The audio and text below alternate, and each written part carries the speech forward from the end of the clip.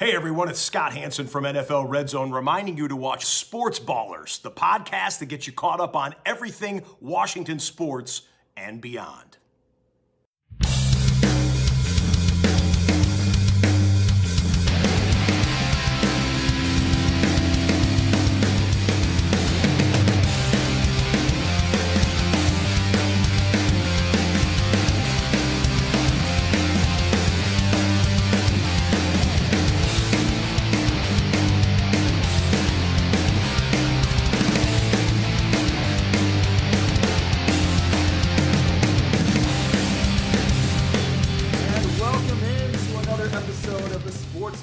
Podcast. It is episode 208. I'm Corey Puffett, joined as always by Eric and Evan.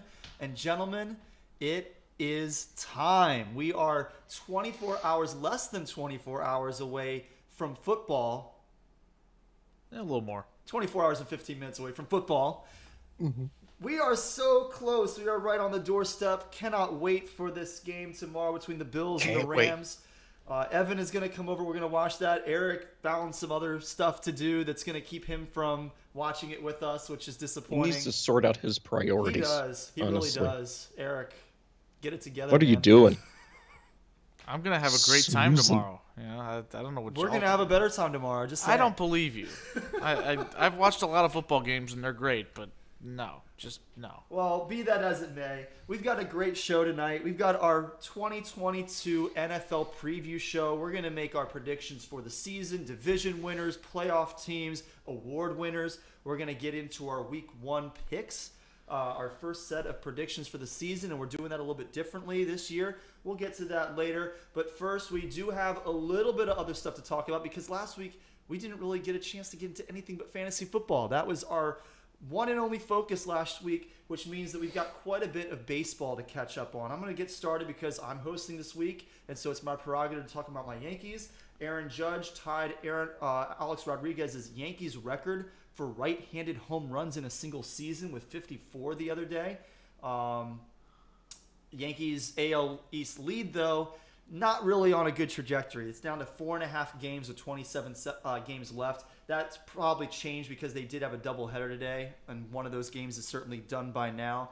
I have not seen the latest standings, but hopefully it's at least held steady at 4.5 games because that's not good considering they had like a 10-game lead a month ago. The Yankees are up 5 games on Tampa Bay, and they have a 10-game lead on the Orioles. Yeah. We had a 10-game lead on the second-place team in the division about a month ago. Mm-hmm. So now you have 10 games on fourth place. Yeah, so the Yankees won the first game of the doubleheader 5-4 in 12 innings. It was a walk-off hit by a guy I had never heard of before named Oswaldo Cabrera in the 12th inning. So they had a very long first game of this doubleheader, and now they got to run it back tonight with the second game. So we'll see if they can get that done. Frankie Montas got his very first win as a Yankee on Sunday. I think it's only his 5th win of the season. He had 4 wins with the Oakland A's, and the Yankees decided, yeah, that's the guy we got to get at the trade deadline. Well, he finally got his first win, but there was a little bit of luck involved because there was a very low pitch on the last pitch of the – well, I won't say very low, but it was under the strike zone on the last pitch of the game. I think it was Yandy Diaz who was at the plate, and he struck out on a call that was borderline at best. It was a ball. Like it was a ball. It should have been ball 4. It should have been bases loaded, and then the Yankees would have been sweating at risk of getting swept. Sweating. Yeah, because we were about to be swept by a team that we had dead to rights up 2-0 in the 9th inning. Yeah, and that would have put you 3 games up instead of 5 games. At which point it's a total meltdown. Whereas 5, you're still not in great shape, all things considered. Whole lot better than 3. But if it was 3, I would have been on here penciling your eulogy already. I was like, y'all aren't going to win the division. So let's shift over to your guys' Orioles. You know, as Evan just said, they're only 10 games down on the Yankees, who are in first place. And again, the Yankees have 5 games on second place, which means the Orioles are only 5 games out of second place in the AL East. Mm-hmm. What are you guys thinking about the Orioles right now? What's been going on for them recently, and about their hopes with a little bit less than a month remaining in the season? Well, I mean, we'll start with they're 5-3 since our last show. Won 2 out of 3 versus in Cleveland, 2 out of 3 versus Oakland, and beat Toronto last night in the third of a 4-game series.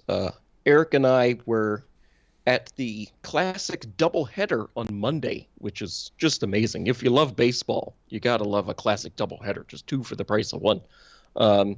Orioles got toasted in both games, so that was less than ideal. But last night there was a bit of a brouhaha after the top of the 7th inning. So Brian Baker struck out Matt Chapman to end the inning.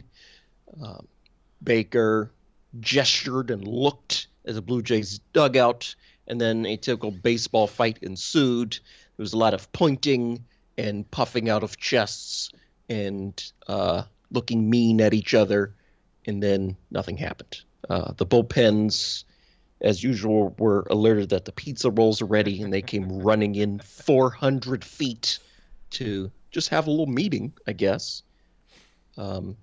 Just utterly pointless. But whatever. Apparently Brian Baker's kind of a fiery guy. Like, he gets under people's skin. I think he should pitch a little better to be a fiery guy, to be honest. But yeah, it was much ado about nothing. The main thing that happened this past week is top prospect Gunnar Henderson made his major league debut on Wednesday. He did. He made quite a splash. Of last week. Yeah, he's 21 years old, and he hit a home run in his second at bat. It was spectacular. Maybe that was Thursday, because I was watching. We weren't recording then.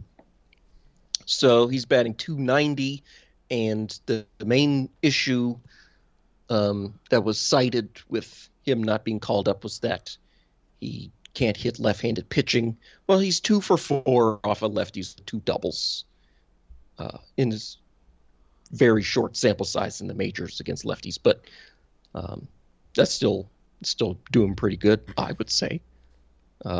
Defensively, he had some issues. I think the Orioles moving him around too much. He should just play third base.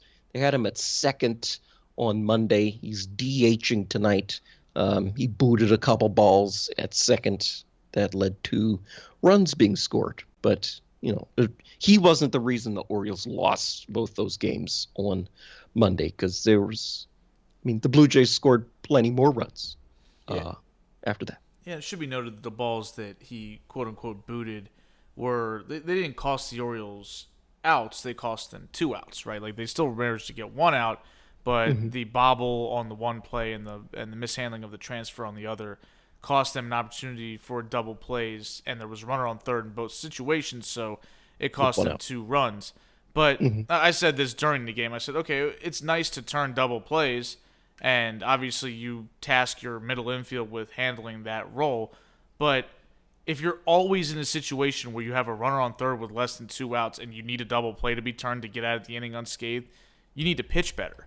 And certainly. Like, the Orioles all season have relied heavily on rolling double plays because the starting pitching isn't very good. And they're always in jams, and they just get 1 ground ball, and Mateo and Henderson at times when he's playing on the left side of the infield, and Odor, they do a good job of rolling those double plays. But that's not always going to work out for you, so you got to actually get some dudes out without relying on rolling 2 every time. But yeah, I think he's looked great. He's got the hitter's eye at the plate. He's the youngest player active in the major leagues. So, let's not understate the fact that, he's 21. There ain't nobody else that is as young as him playing baseball. And at least at the plate, he already looks like he knows what he's doing. So, definitely excited to see him continue to grow. Yeah, he's been great at the plate to me. He's certainly got a better hitting eye than pretty much everybody else except for Adley. Seems like everybody on this team just swings at everything, and it drives me crazy. It really does. But with Gunnar and Adley up there, it's an inch off ball. They just take it. They take it confidently, too. I know that's a ball. And I know that the ump knows it's a ball, too. So, that's really fun to watch. The main thing I really wanted to say about the Orioles is that now there are 3.5 games coming into play tonight, 3.5 games out of a playoff spot. But this team has overachieved so much, and it's been so fun to watch these just random assortment of jabronis just all having career years. Like the bullpen, these guys are objectively bums, but they get together and like, oh, Jorge Lopez having an all-star season? What? Where did CNL Perez come from? No idea. But he's, lefty with the hair, just throwing heat. Felix Bautista was a fast riser through the minors and through the sort of ranks of the bullpen. And then the starting pitching. Jordan Lyles. I wasn't the least bit excited that Orioles picked him up, but he's been great. So, Dean Kramer's bounced back. I'm rambling, but the point is the Orioles are doing way better than anybody could have expected. Well, I mean, I gotta say, I usually am not happy when the Orioles are doing well. Not that it's happened all that often in my lifetime, but when they do perform well, I usually am not very happy about it. This year, I am enjoying your guys' enjoyment of the Orioles, but I have to say the number one reason why I am happy that the Orioles are doing well, besides the fact that they're not doing better than the Yankees, is Buster Olney. The fact that this has got to be driving Buster Olney nuts because of these bad takes that he had last year, giving them grief for the way that they're rebuilding for no good reason. Mm-hmm. If he hadn't said anything, I'd probably be more annoyed than anything that the Orioles are doing well and they got all these really good young players and that they're going to be good for the next 5-6 years at least. At least as long as they have these young guys like Adley and Gunnar on their rookie deals. The Orioles are probably going to be good during that stretch of time, and that's going to be really annoying for me as a Yankees fan. Right up to Yankee Stadium. But I do enjoy this flying in Buster Olney's face. Oh, yeah. And, I mean, especially since he was giving the Orioles so much grief about the tanking, but not mentioning the Tigers, who were also tanking. But then the Tigers this season spent a bunch of money, and guess which team is still terrible and which team is doing well. So, what are you even talking about, Buster Olney? I have half a mind to ask him, do you even watch baseball? What? It makes absolutely zero sense. I just want to know what the Orioles did to piss him off. Well, he used to work for the Sun, I believe, a while back.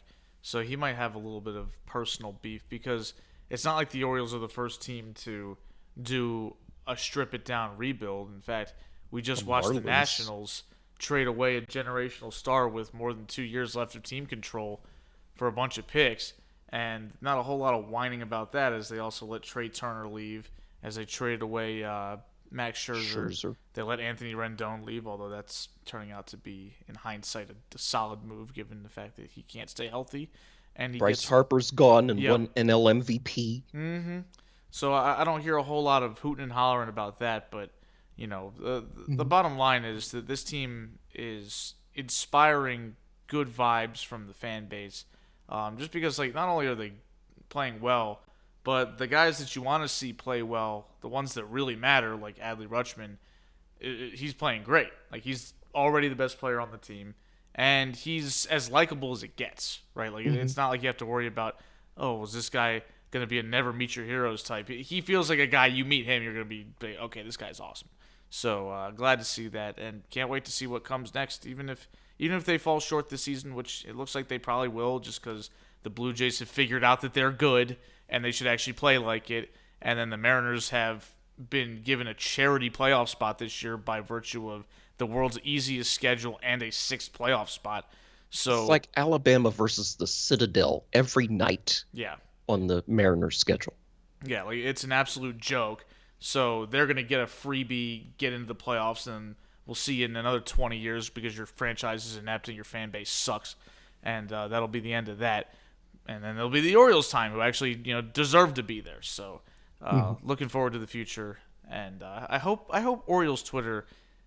I know this is hoping against hope that they keep it, even keel throughout the next year, because That's not going to happen. It might not actually come out next year that the Orioles are great, because they still have a lot of work to do, and they're probably going to be like, why aren't we winning the World Series yet? And I'm like, well, because maybe last year was a little bit of punching above your weight class, and you had to do a little consolidation before you're quite ready to contend. But we've got to go through some growing pains. Absolutely. So right? Like, Y'all guys don't just show up at those? Well, those weren't growing pains; those were just pains. Yeah, that was the last 5 years. That's just pain, right? Like that was just crap. It was oh, goodness gracious, 52 and 110 last year. That was having really, really invasive surgery. This is the rehab portion, right? That's where we are now. That's where the setbacks, surgery, the growing pains and things like that are coming when you rehab. The previous part was, oh, well, we got to heal up. Yeah, and it's much harder to win when you're expected to win. Like right now, this team's not expected to win. They're supposed to be in last place, like in the whole American League, not just the East. But then next year, they're coming off hopefully a over 500 season in 2022. Then in 2023, it'll be like, well, what's next from you guys? Y'all got to take it to the next level. Y'all got to challenge the Yankees and the Blue Jays and the Rays for the division. Not to right? mention the Red Sox, who seem to be good every other year.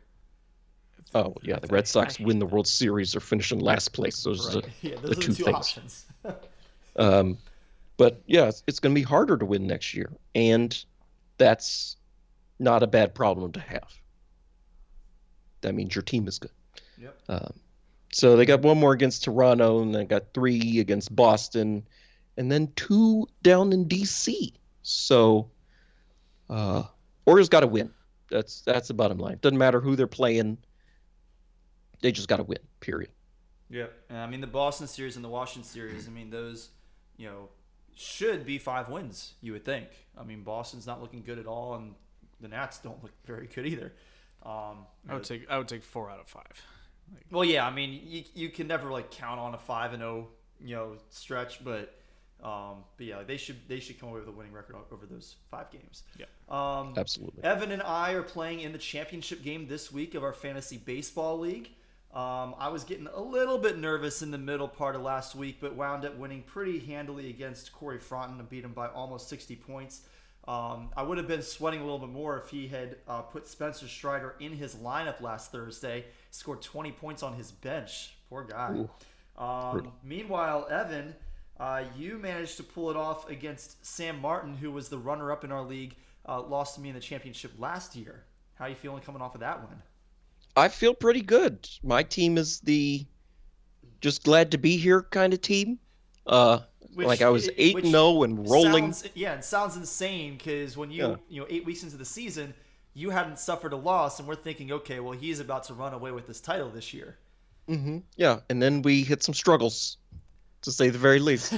So I mean, to go from 8-0 to what did you finish? 13-7, something like that. Just abysmal. Yeah, that's rough. But you made it to the playoffs. And that's, you make it to the playoffs, anything can happen. And sure enough, you got that win last week. You're in the championship game. And we were tied earlier today. Of course, you had more guys going earlier in the day. So that, closed that gap. And now I'm up by 14 points. But you're up by 14? Yeah, what happened? It's 73-59. Well, none of my players had played at that point. And you had Chris Bassett, who, at that point in time already had 9 points. He wound up with 15. You had... I think Mookie Betts and Pete Alonso had 2.5 points at that point in time. So you'd close that gap, and then I opened it back up a little bit. But 14 points is not insurmountable, and we've still got, it's only Wednesday. We've got 4 days left. A lot of baseball left. All right. So moving on from baseball, let's talk just a little bit of college football because the season did start.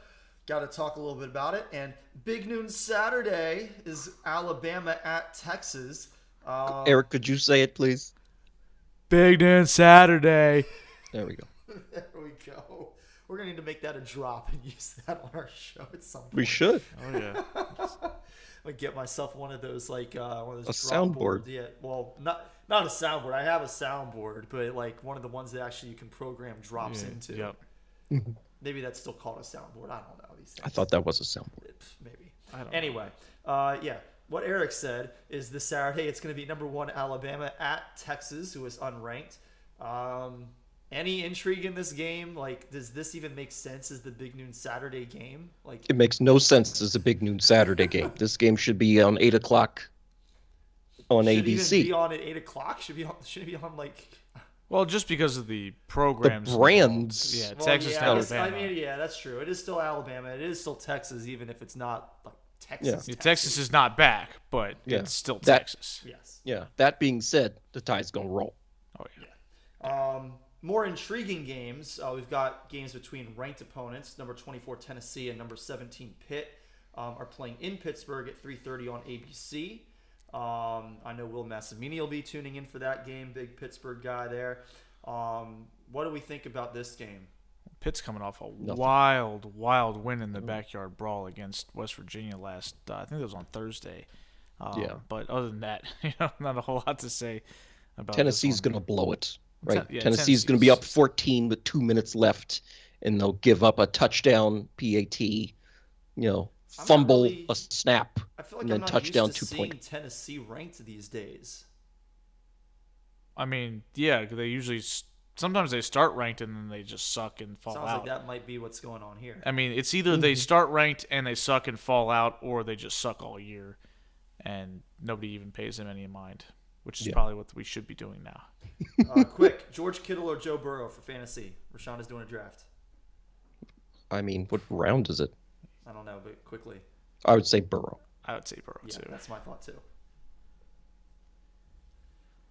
All right, moving on to the other ranked game. Number 20, Kentucky at number 12, Florida. That is a 7 o'clock game on ESPN. Gators just outside the top 10. Kentucky. I didn't know that Kentucky was like good enough to be ranked. I knew that the program has been getting better, but I did not know that they were already in a position where they would be in the top 25. So that's pretty cool for them. Yeah, they fielded some really competitive teams over the last few years. And going into the season, Evan and I were both mocking a certain UF alum about how Kentucky was going to roll them, but Florida surprised everybody and they upset Utah in week 1. So I think they're getting a little bit more juice than maybe they deserve. Maybe Utah just sucks. Maybe the Pac-12 just sucks as a whole. It probably does. Usually does.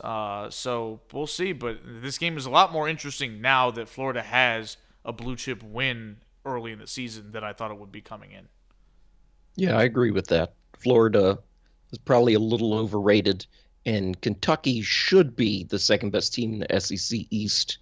But, Kentucky has had issues in the past. And they are on the road Beating for Florida. this game. And, road games matter no matter what the level is, but I feel like it matters even more in college football. Oh, my goodness. Yeah. And then, Florida Stadium is, they got 90,000 people in there. Exactly. They're going to be drinking all day, going crazy. It's going to be insane. That's the game I really want to watch on Saturday night. Yeah. If you want to say that you like college football better than professional football because of, the atmosphere at the game, with the crowd, that I can understand. But, it's when you start talking about the product on the field that... Oh, yeah. I went to that Alabama game a few years ago, and, the sun's going down, and they're playing Tennessee, and they're blinking the lights and playing the loud music, and the elephant sounds are coming, and I'm like... And they're about to kick the ball off, and I'm as jacked up as anybody.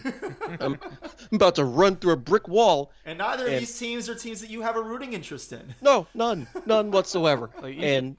I'm like, well, Tennessee's definitely going to get blown out because you can't come in here, have 102,000 people, who've been drinking in the parking lot all day, and then play all this music and blink the lights and stuff. It was going nuts, and it was amazing. Evan, your Georgia Tech Yellow Jackets are hosting the Western Carolina Catamounts at 7 o'clock on Saturday. That's going to be on cable TV for everybody to watch, right? No, it's going to be somewhere in the ether, on ACC Network Extra. So not even ACC Network, but on ACC Network Extra. So check your local listings to figure out what that is and where it is. And whether you even have access to it. Yeah, you might need to stream Yes. that one. Yeah. All right. Anything else to discuss on the college football front? Or are we ready to get into the meat and potatoes of this week's podcast? The NFL is back in about 24 hours. We're now less than 24 hours away from kickoff, I believe. Just shout out to the Terps for starting 1-0, but other than that, we can roll. All right. So, Evan, your Ravens have a couple pieces of news, starting with Ronnie Stanley, your offensive tackle. He returned to practice. What's the word on his status for this Sunday's game against the Jets? He was limited in practice today, so we will see as the practice reports come out tomorrow and Friday, but it's uncertain. Well, hopefully he's good to go, but if not, it's good that he's at least back at practice. Suggests that you guys will get him back on the field sooner rather than later. All pro, Ronnie Stanley. Yes, all pro indeed. Quarterback Lamar Jackson, all this offseason, when we get to our NFL discussion, it's always 1 point for the Ravens, and that is Lamar Jackson. Still no word on his extension. Well, this week he set a deadline of this Friday, just 2 days away, to get his extension done. Have you seen anything from Ravens Twitter that suggests that there's a high probability that happens? I haven't seen anything either way, to be honest. Like, it's some people are like speculating, like, oh, he's definitely leaving now. I think that's ridiculous. Like, if Lamar Jackson isn't signed long term, then Steve Bisciotti and Sashi Brown and John Harbaugh and Eric DaCosta and Ozzie Newsome, who's retired now, all of y'all gotta go. Right. Including the retired guy who's already gone. Yeah, all of y'all sound gotta like go. me talking about the Yankees with Aaron Judge and his contract. I mean, Lamar Jackson is better than Aaron Judge, like, in terms of, at least I think so anyway. Yes. I think that any time that you put the quarterback up against anybody, it doesn't really matter how good that other player is. Yeah, that's why they need to pay this quarterback. To his team than literally any position on any other sports team could possibly be. Like, Lamar Jackson is more important than LeBron James. Yes, absolutely. And I mean, having Lamar Jackson on your team raises the value of your franchise. And I mean, I could understand where that might be going too far, is because it's only 5 players on the court at a time in the NBA. Yeah, but even so, like, the quarterback is the most important position in any sport. Yeah, like for that specific position, like there's no basketball equivalent of the quarterback, because you don't need a great point guard, you don't need a great shooting guard, you just need a great player somewhere. Right. Whereas football requires somebody to be good at this in order for you to realistically be able to win. Exactly, and that's kind of where I go with that. All right, so let's get into our predictions for the season. Last week we did the fantasy football preview. Now we're talking about real football. What's actually going to happen on the gridiron, not who's going to score the most points based on arbitrary scoring settings that we've decided to incorporate into our fantasy football leagues. Yeah, just arbitrary scoring settings that the NFL has. 6 points for a touchdown. Cool. And if you score a touchdown, you can try for 1 or 2 more points. Yeah. Cool. This is ridiculous. And if you give up a touchdown, you could also score 2 points on the next play. Yes. On the try, you can return it the other way for 2 points. We love this game. And if you don't make it, nothing happens. So later on the show, we are going to get into our picks contest. If you haven't already done so, make sure that you enter that picks contest. You can DM us on social media. You can also email us, thesportsballers@gmail.com. Be sure to do that before 5 o'clock tomorrow, so we have a chance to actually send you the ballot before kickoff. Because if you submit your ballot after kickoff tomorrow, then you won't get any points for Thursday night's game.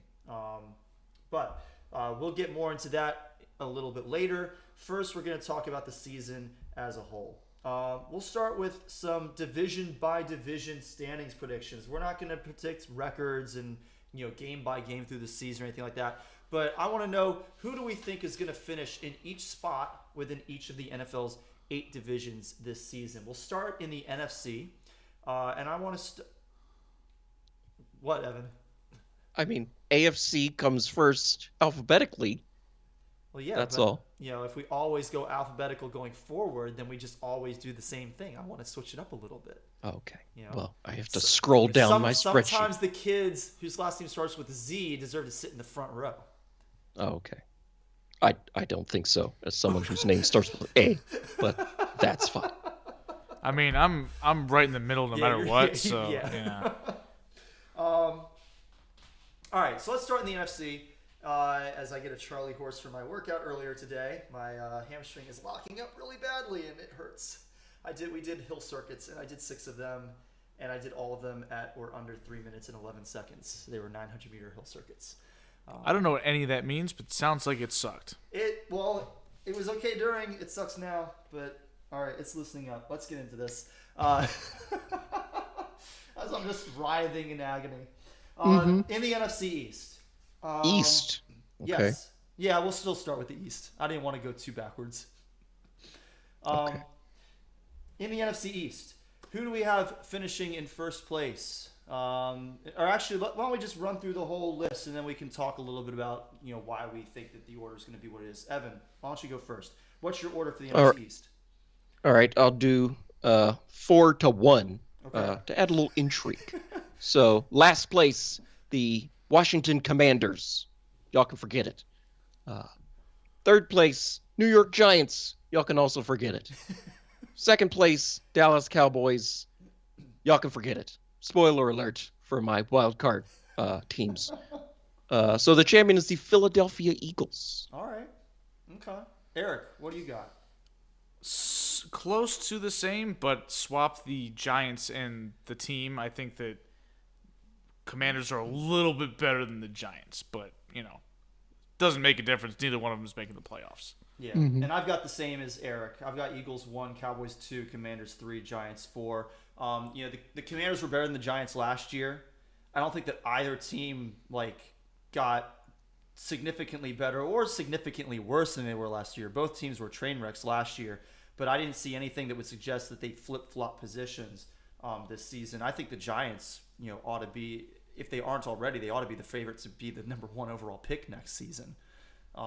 They are garbage. So we all are on the Eagles to win this division. Why do we feel so strongly about them? Well, for one thing, Dallas has fallen off a bit. Tyron Smith's injury, which is going to put him out for a while, it's a big loss. That's always been an inflection point for this Cowboys team is Tyron Smith healthy? Because if he's not, then you get a worse version of Dak Prescott, which means you get a worse version of the Cowboys offense.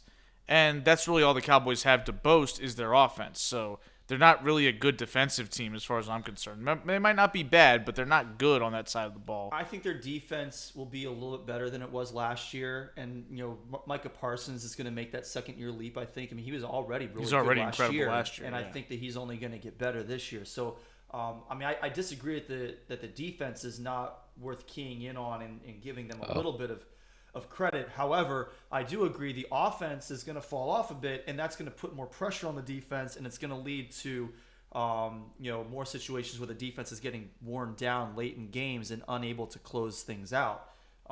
If the offense has even put them in a position where they are in a quote unquote closing role in the game. I kind of disagree with that. I think, I agree that Dallas's offense is going to be worse. I mean, that's a given with all the injuries and just letting people leave and stuff. But then the defense, I think that's going to be worse too. I feel like the Cowboys got a lot of good luck with turnovers last year. Like turnovers are such a wild card. They swing the game so much, but you can't count on that regularly. Didn't somebody get 10 interceptions by himself? Diggs had a lot of interceptions, and that definitely you can't count on that happening again. 10 more? I think that turnovers have become a little bit less what is the right word? Predictable? Fluky? No, more predictable, if anything. I mean, you look at a team like the Dolphins, they force a turnover every game. I think that turnovers are something that teams can actually be good at forcing. It's not just, it just kind of happens and it's random. I think that turnovers are less random than a lot of people realize. However, I do agree that like Trayvon Diggs picking off 10 passes, that's not going to happen again.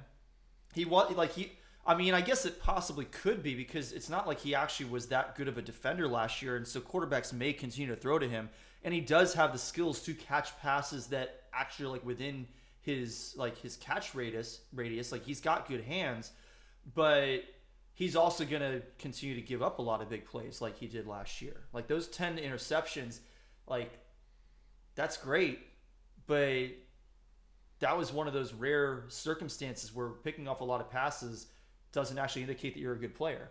And we've always seen that you can not pick off passes and be a really good player. Like, Richard Sherman doesn't pick off a lot of passes because he's so good that quarterbacks don't target him, or was. Well, and Sherman used to be a guy who played a lot like Diggs, where his goal was not to have the quarterback not look his way. His goal was to bait the quarterback into throwing his way so that he could pick passes off. The difference is that Sherman was good enough to actually, he was also good at locking people down when he baited them, whereas Trayvon Diggs, a little hit or miss. Well, Diggs' entire deal was, I'm going to play this to try to force a turnover, whereas Sherman, he guarded certain guys, and when he saw an opportunity, he had a little bit of an Ed Reed style play to him where he would leave his man or his assignment, say, oh, here's an opportunity. If I fake this way, like I'm going to go with this guy running a post route, this guy's going to turn around and do a little inside curl route, and I'm going to be able to jump that route and pick it off, and the quarterback will have no idea I'm coming. Like, that's a little bit different than I just play consistently looking for the ball, and that's how he gets cooked a lot, right? Like, he gave up, I think, the most yardage in the league, but he also led the league in picks, so the trade-off was worth it. But is it repeatable? I don't think so. It's hard to say that any season where you have 10 interceptions, especially in today's NFL, is repeatable. Like, that's a high number. Yeah. Not playing 2019 Jameis Winston every week either. No.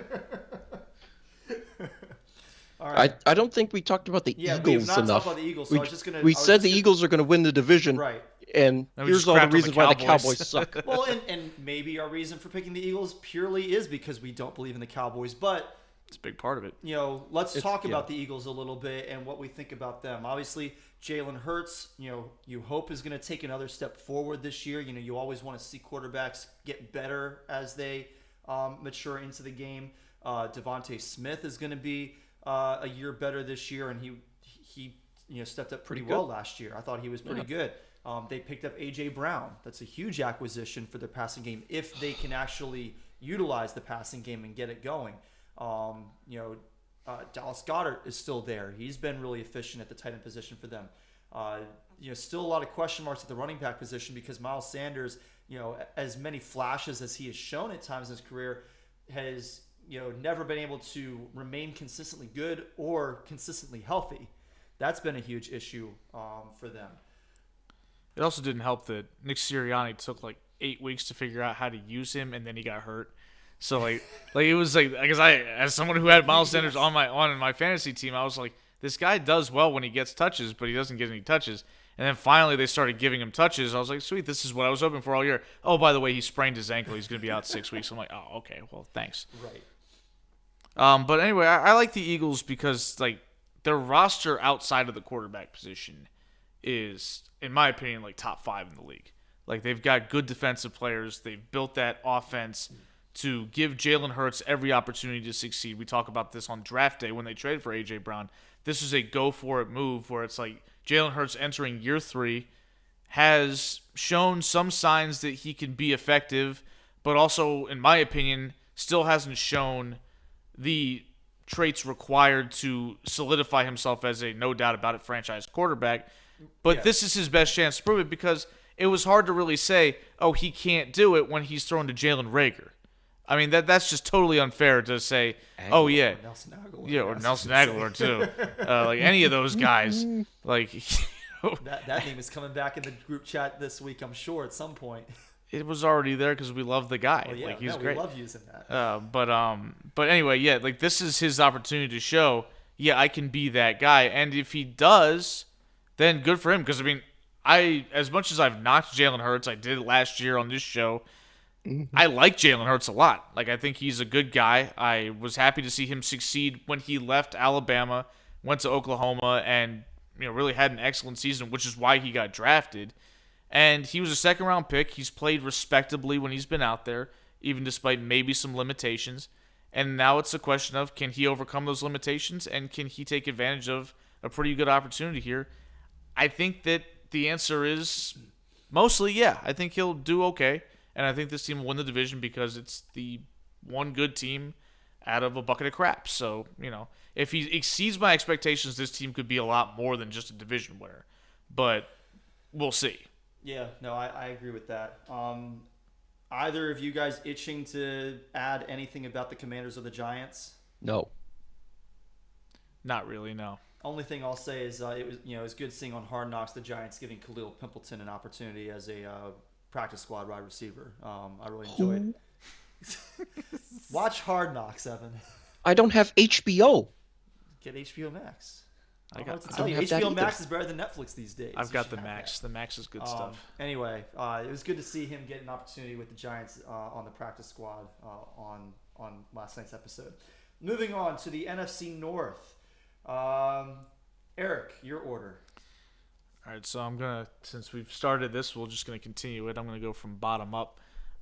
Fourth place, I've got the Chicago Bears finishing in dead last. The Detroit Lions in third. The Minnesota Vikings in second. And the Green Bay Packers winning the division. Got the same order as you again. I Eric. didn't think this was a super difficult one to pick. No, this one was Yeah, not. no. Evan, That's any what I have too. difference? No. Same thing for Evan. All right, so the Detroit Lions, I didn't want to get too hyped on just off of Hard Knocks. I really enjoyed watching their stuff in Hard Knocks. I hope they do well. I would love to see them move up to second place in this division. I don't think it's completely outside the realm of possibility. There's too much talent on the Vikings offense for me to bump them down in the preseason. I like what the Lions are building. I still have a lot of questions about, whether Dan Campbell is a really good, strategic coach, but he's a good motivator. And just watching the interactions that the players were having with him, both the players who were getting waived on the last episode and through the entire series, you can see they really respect what he is building there. They respect that he's got so many, former players in the coaching staff. Deuce Staley is the the assistant head coach and the running backs coach. Aaron Glenn is the defensive coordinator. Mark Brunell is there. Antoine Randall is there. Antoine Randall. Yeah, they've got some really, they've got a really interesting and diverse set of former players who are on that coaching staff, and the players really seem to respond to that, and I enjoy seeing that. I think that if Dan Campbell is at all a decent strategic coach, these teams going to be really good in a few years. Yeah, maybe even sooner. I thought that even last year when they were really bad, but they were just in all their football games, it showed that the guys wanted to play for Dan Campbell, and they're going to be in a position where they have extra draft picks because they traded away Matthew Stafford. They've got an ability to get on the right foot. I think they're on the upswing. Oh yeah, I think this Lions team, Evan and I talked about this a little bit in the offseason. Once Rodgers is gone from Green Bay, and who knows when that'll be with his, interesting Craziness. nature. Yeah. I think that the team to keep your eye on isn't necessarily the Bears, even though they've got a guy that has potential to be a good quarterback in Justin Fields. And I don't think it's the Vikings. I think it's the Detroit Lions. It's going to be the one that becomes the threat to win that division. Yeah, my biggest concern with them for this year, though, is just on offense. I still don't, I don't trust Jared Goff. I think that he could return to what he was in Los Angeles, which is a quarterback that can get you to a Super Bowl if you have a good team around him. But I don't like the receiving core. I love Amon-Ra St. Brown. I think he's a really good wide receiver. Is he a wide receiver one? I don't know if he is yet. I think he will be. I don't know if he's there yet. And he doesn't have a great supporting cast. Khalif Raymond, Josh Reynolds, Quintez Cephas, they're all talented players, but none of them are a legit, number two option for an NFL roster. So I have a lot of concerns about that. I do like what they're building on defense. They've got some really good defensive players, and Aiden Hutchinson is going to be a beast. Oh yeah, I'm sure we'll be talking about him a little bit later on this show. But let's talk about. Do we need to talk about the Bears? No.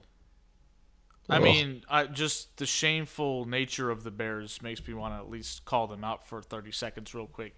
Like, Go ahead. You got 30 seconds on the clock. This is not to impugn Matt Eberflus at all. He might be a great coach. He might be whatever. But you've got a franchise that hasn't had a good quarterback since the 40s. And, you're sitting here with this guy you traded up to get. You needed to go get a coach that could put his arms around Justin Fields and be his mentor and be the guy in his rock. Instead, you hire a coach that is a defensive-minded guy who's not going to help you because you need Justin Fields to be good. You didn't build any offensive line in front of him. You got rid of your best receiving option in all likelihood, Allen Robinson. You haven't done anything to help that kid out. And now it looks like you're just going to waste that pick and waste his potential until he gets an opportunity somewhere else. Yeah, and I have no idea who Luke Getsy is, their new offensive coordinator. Never heard of him. Yeah, exactly. This is not a guy that I'm going to look at and be like, oh, yeah, he can definitely come in and be that for Justin Fields where the head coach can't. So, there are definitely a lot of concerns there. But let's talk about why we all three of us picked the Packers over the Vikings, because it seems like the Vikings are the hot pick.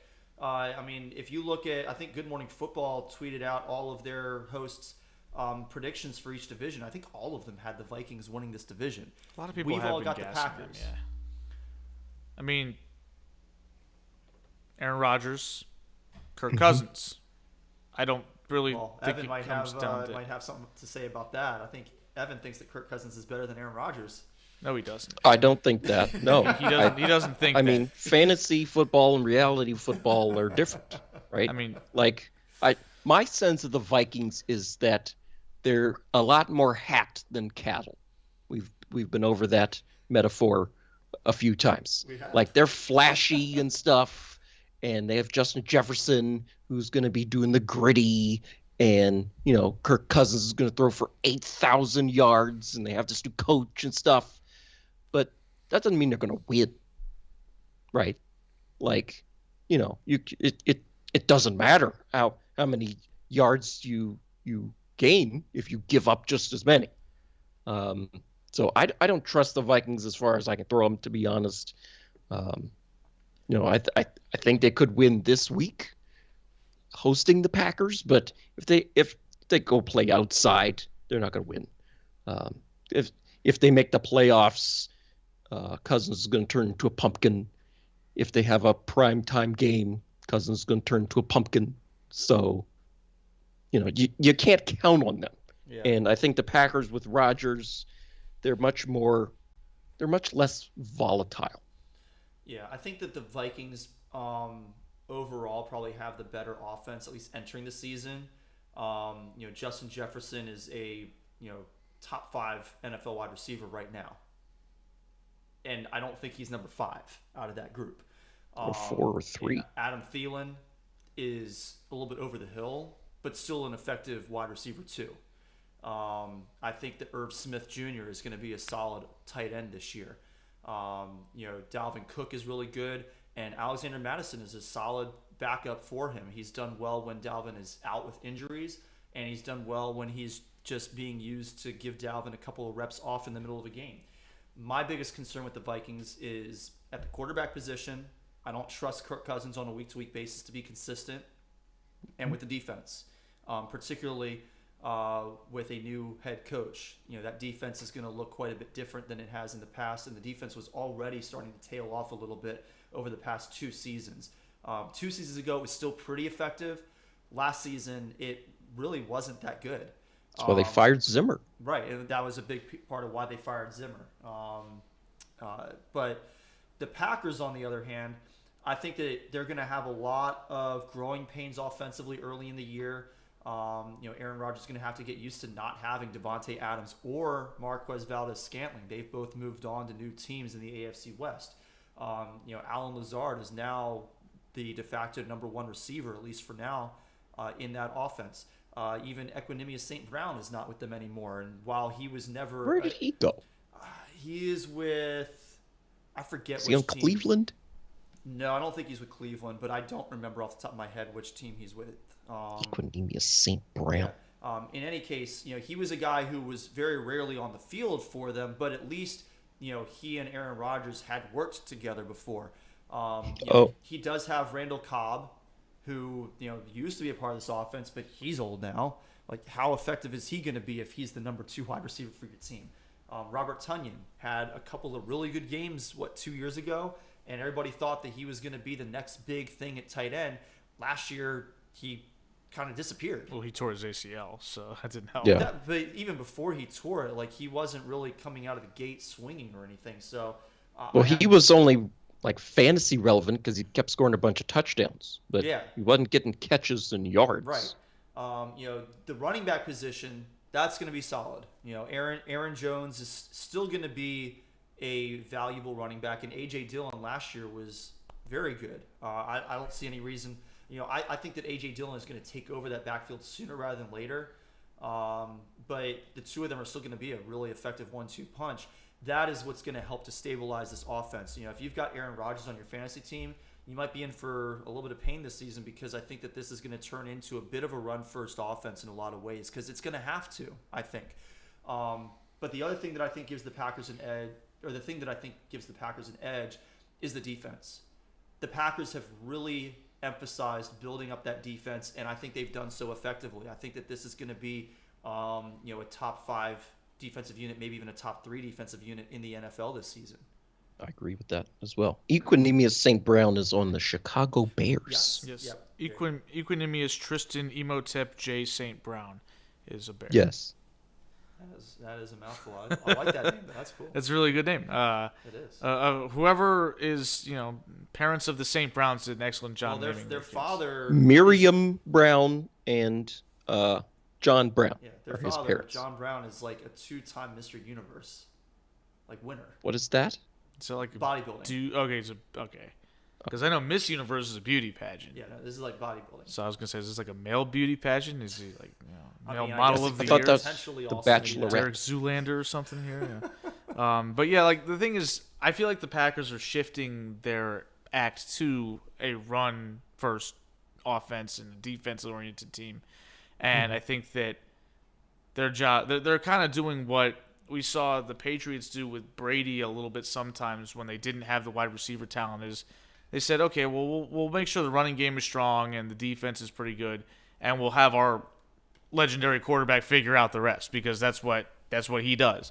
When you're running first, that opens up, hopefully, if it's effective, it'll open up the passing game a little bit so that these less than stellar wide receivers can still get open and Aaron Rodgers is going to find them if they have a step, because he's one of the most accurate quarterbacks in NFL history. Yeah, if you have an offensive line that can keep plays from going haywire, right? You keep people off of Rodgers, you don't have him getting sacked or getting stripped or things like that. You avoid the big negative plays. Then you just need him at that point to move the chains.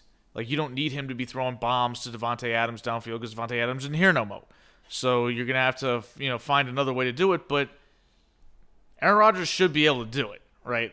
If he's the guy that everybody says he is, and I say he is too, then he's going to figure something out.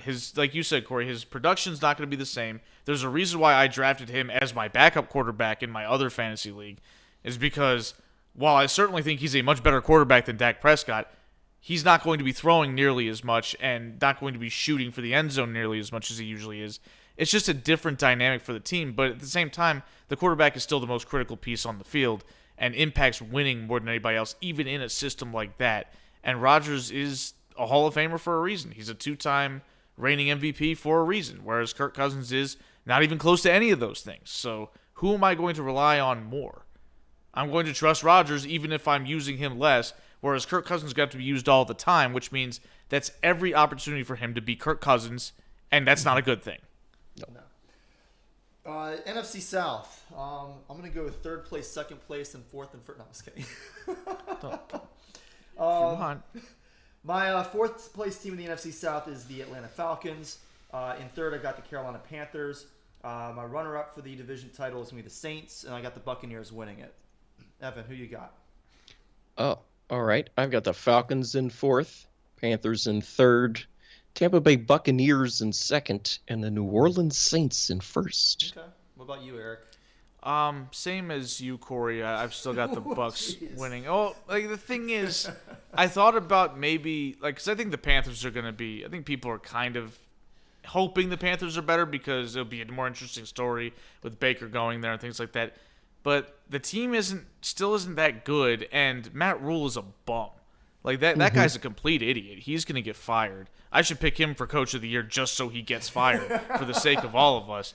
But at the same time, I feel like the Panthers are still trying to win even though they can't, whereas the Falcons feel like they're perfectly happy to tank. Yeah, I will say that I think it's more likely that the Falcons or that the Panthers finish in last place than that they finish up in second or first. Oh, And for sure. I've seen some experts predicting that they're going to win the division, and I'm scratching my Those head. people like, are fools. How do you think that they're What? better than both teams? Because here's the thing, I think that they're operating on the assumption that Baker Mayfield is going to be an upgraded quarterback for them, which he is. Yes. Even last year's version of Baker Mayfield is an upgraded quarterback for the Carolina Panthers. Right. And they're operating on the assumption that Christian McCaffrey is going to stay healthy, which I certainly hope that he will because I have him on my fantasy team. I also hope that he will because he's a lot of fun He's great. to watch play football. But even when he has been healthy, the Panthers have don't still win. been bad. Yeah, they lose a lot of games. Yeah, he racks up 2,500 yards and 15 touchdowns, and their offense is still terrible, and they still go 5-12. So, and their defense is still not good. Like, I don't see anything to like about the Panthers as a team. I see some individual pieces that may be fun to watch on a week-by-week basis, primarily Christian McCaffrey, because I don't really believe in that wide receiver core either. DJ Moore, I think, he's one of the most consistent receivers in terms of yardage for the season, but he doesn't catch touchdowns. DJ Moore strikes me as a really good second wide receiver that's playing first wide receiver. Right, exactly. And like you can say like he doesn't catch touchdowns, like that makes him a bad fantasy wide receiver. It doesn't make him a bad real wide receiver. But no, I think that somebody's got to catch the touchdowns, right? What touchdowns? When you're consistently scoring less than 5 touchdowns a season, like that suggests to me that he either doesn't have breakaway speed or he is not good in the red zone. And if you're going to be a number 1 receiver in the NFL, you need to be good in the red zone. And if your number 1 wide receiver is not good in the red zone, then you're a bad offense. And you also have to consider the fact that his quarterbacks have sucked and generally can't get him the ball to score touchdowns either.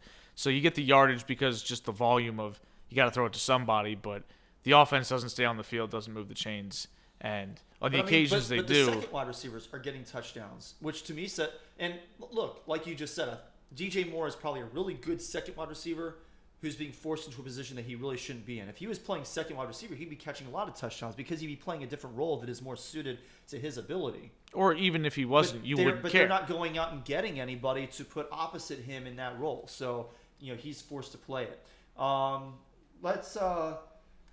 Falcons, I don't think we need to talk too much about. I mean, I think it's going to – I am curious to see how Marcus Mariota plays as the starting quarterback this year and if he remains the starting quarterback because they do have a rookie waiting in the wings who could potentially take over at some point. Who? Desmond Ridder. Yeah, Desmond Ridder. I don't think that he's the future or anything, but if the team is not doing well and Marcus Mariota is not doing well, maybe they decide to let the – I don't like that idea of putting the rookie in a losing situation. I never like that, but maybe they decide to do that. We'll see. But for as long as Marcus Mariota has it, I hope he does well. I enjoyed seeing him play in the little bit of playing time he got last year with Las Vegas. I thought he played pretty well in the action that we did get to see him in. I would love to see him, be better than what he has been in his career. But outside of that, there's not really a whole lot else to talk about with the Falcons. The defense is going to be bad. The offense is going to be bad. So let's talk about the Saints and the Buccaneers. Evan, since you're kind of lone wolfing this one, taking the Saints to win the division, why don't we start with you and have you talk a little bit about what you like about the Saints? Maybe I've been sitting next to Eric too much all summer long. Eric is usually kind of pessimistic about his Saints. Which Eric have you been talking to? Well, I've been learning more and more about the Saints, and I'm like, well, I think people are sleeping on the Saints, to be honest. In the NFL, stuff changes quickly. Probably just talking about them. It's kind of like with me, like just watching Hard Knocks about the Lions gasses me up on them a little bit. Yeah, I think people are sleeping on the Saints. I think the Saints' defense is solid, And I think Jameis Winston's going to have a really good year, honestly. Like, everybody thinks he sucks because of the 30 for 30 season. And then he got hurt last year. But he's still a really talented player. And the Saints have competent coaches who can, maybe just a little bit tone down the interceptions. So, you don't have to chuck it into quadruple coverage. We can just dump it off to Kamara, for example. And my concern with the Buccaneers, their quarterback is 45. He's 45. I'm supposed to count on that guy to play this sport? You're playing a dangerous game. I'm sorry. That's, People have been predicting Brady's imminent demise for a 5 decade or more now. years now, and it hasn't happened. I'm not saying it's not going to happen eventually, and when it does, it could be catastrophic because that's what happened to Peyton Manning. But we also have to remember everybody. that Tom Brady still has his original neck. Like, he was not a broken man who came back from a very significant injury that we thought might be career-ending, that looked like it was going to be career-ending at one point, and wound up putting together a few really solid seasons before completely falling off a cliff. Like, this, I don't think that we can necessarily apply that to Tom Brady. And, Tom Brady's already lasted longer than anybody else ever at this position. I'm not going to sit here and try to predict when it's going to happen. When it does, I'll be sad for him. I'll be sad because, an era has ended. But until then, I'm not about to predict his demise. We've already squeezed more life out of the Tom Brady era than anybody ever bargained for anyways, so... Why not keep it rolling? Yeah, but the thing is, I said this on this podcast, I think 4 years ago after the Patriots won the Super Bowl for the 6th time, where I said, okay, look, Max Kellerman was on First Take, and one of the first things he said when he joined that show in the summer of 2016 was that, the cliff is coming, right? Tom Brady's going to be a bum in short order. And everybody said this is, hot takery by Max Kellerman, who is a Giants fan. He notoriously hates New England-based teams, so he's hating on Tom Brady. But Max Kellerman came through and said, the reason I say this is because look at every quarterback that has ever played football, and look at what happened to them when they hit age 41. Some of them made it to 40. Once it came to age 41, they were toast, even if they looked good at 40, like Brett Favre, for example. And that was his data point, was there was a point of inflection where quarterbacks just fall off a cliff at that point, regardless of how good they looked before. Well, 41 came for Tom Brady and went, and then 42 came and went, and then 43 and 44, and the cliff hasn't happened yet. So it's pretty clear that any type of prediction based off of when Tom Brady's going to fall off a cliff or stop being good at football, it doesn't apply to him because he is the outlier among outliers. He is the guy who is in uncharted waters. And last year, he was the runner-up for the MVP award, right? And frankly, your boy here thought he should have won the MVP award last year. I quite honestly thought that he should have too. So, I think that predicting his demise is, if you want to pick the Saints to win, I think there are reasons to do so. Sure. Namely, the Bucs offensive line is in deep trouble, particularly on the interior portion of the line, Yes. and that could be a problem for them. And then you also consider some of the other drama that has come with the Brady offseason, with the retirement, then the return, then the story about him going to play for the Dolphins, the 11-day vacation, all this other crap.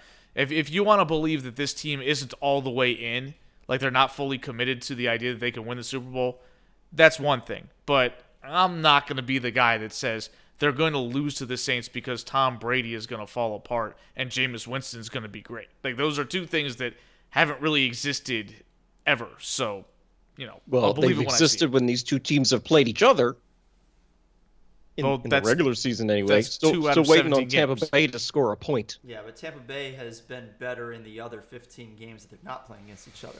Yeah. So, But I think Tampa Bay is going to be worse. Eric, you mentioned their offensive line. Mike Williams is hurt again or still. Mike Evans. Mike Evans. Mike Evans, yes, him. He's hurt again or still. Chris Godwin had an ACL late in the season, so he's not going to be ready. Like, Gronk's not there. Um, it's the window seems to have closed. I'm not saying they're gonna suck, but they're just not gonna be as good. I don't think you can expect them to be as good with all the stuff that's happened to them. I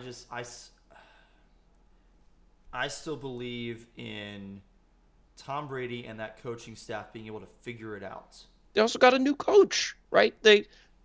Bruce Arians got fired in air quotes or something, right? Like he was gonna stay, and all of a sudden he gets bounced. What was that? Okay, but if we're going to talk about new coaches, let's not forget the Saints Hall of Fame coach walked away, and they replaced him with Dennis Allen, who was 8-28 in his career as a head coach. So That's your fault. Okay. You picked Sean Payton to be coach of the year last year. So be that as it may, Right, exactly. Yeah. Yes. the point is you can't sit there and say that the Bucs have issues because they've had coaching changes, this, that, and the other. Meanwhile, they've the had Saints tumultuous coaching changes, though. Right? had their guy retire out of the blue. I mean, I consider that pretty tumultuous. Oh, I think there was a power struggle or something. There was beef in the Buccaneers coaching offices. Maybe there was beef and this settled it. So, I think that the bottom line is picking against Tom Brady has always been a fool's errand. And if you're going to do so, you better have a gung-ho ready team. And the Saints just aren't quite that to me. They're good. I think they're going to – I'm getting ahead of ourselves, but I think they will be a playoff team. But I don't think that they're a team where you could say, oh, yeah, you could pencil that team in for 12 wins. And I think that the Bucs still get 11, 12 wins. And I think a big difference between the two coaching situations is that while Bruce Arians left or was fired or whatever happened in that situation, the rest of the coaching staff for the Bucs is largely the same. Todd Bowles was promoted to head coach. He's been in that locker room.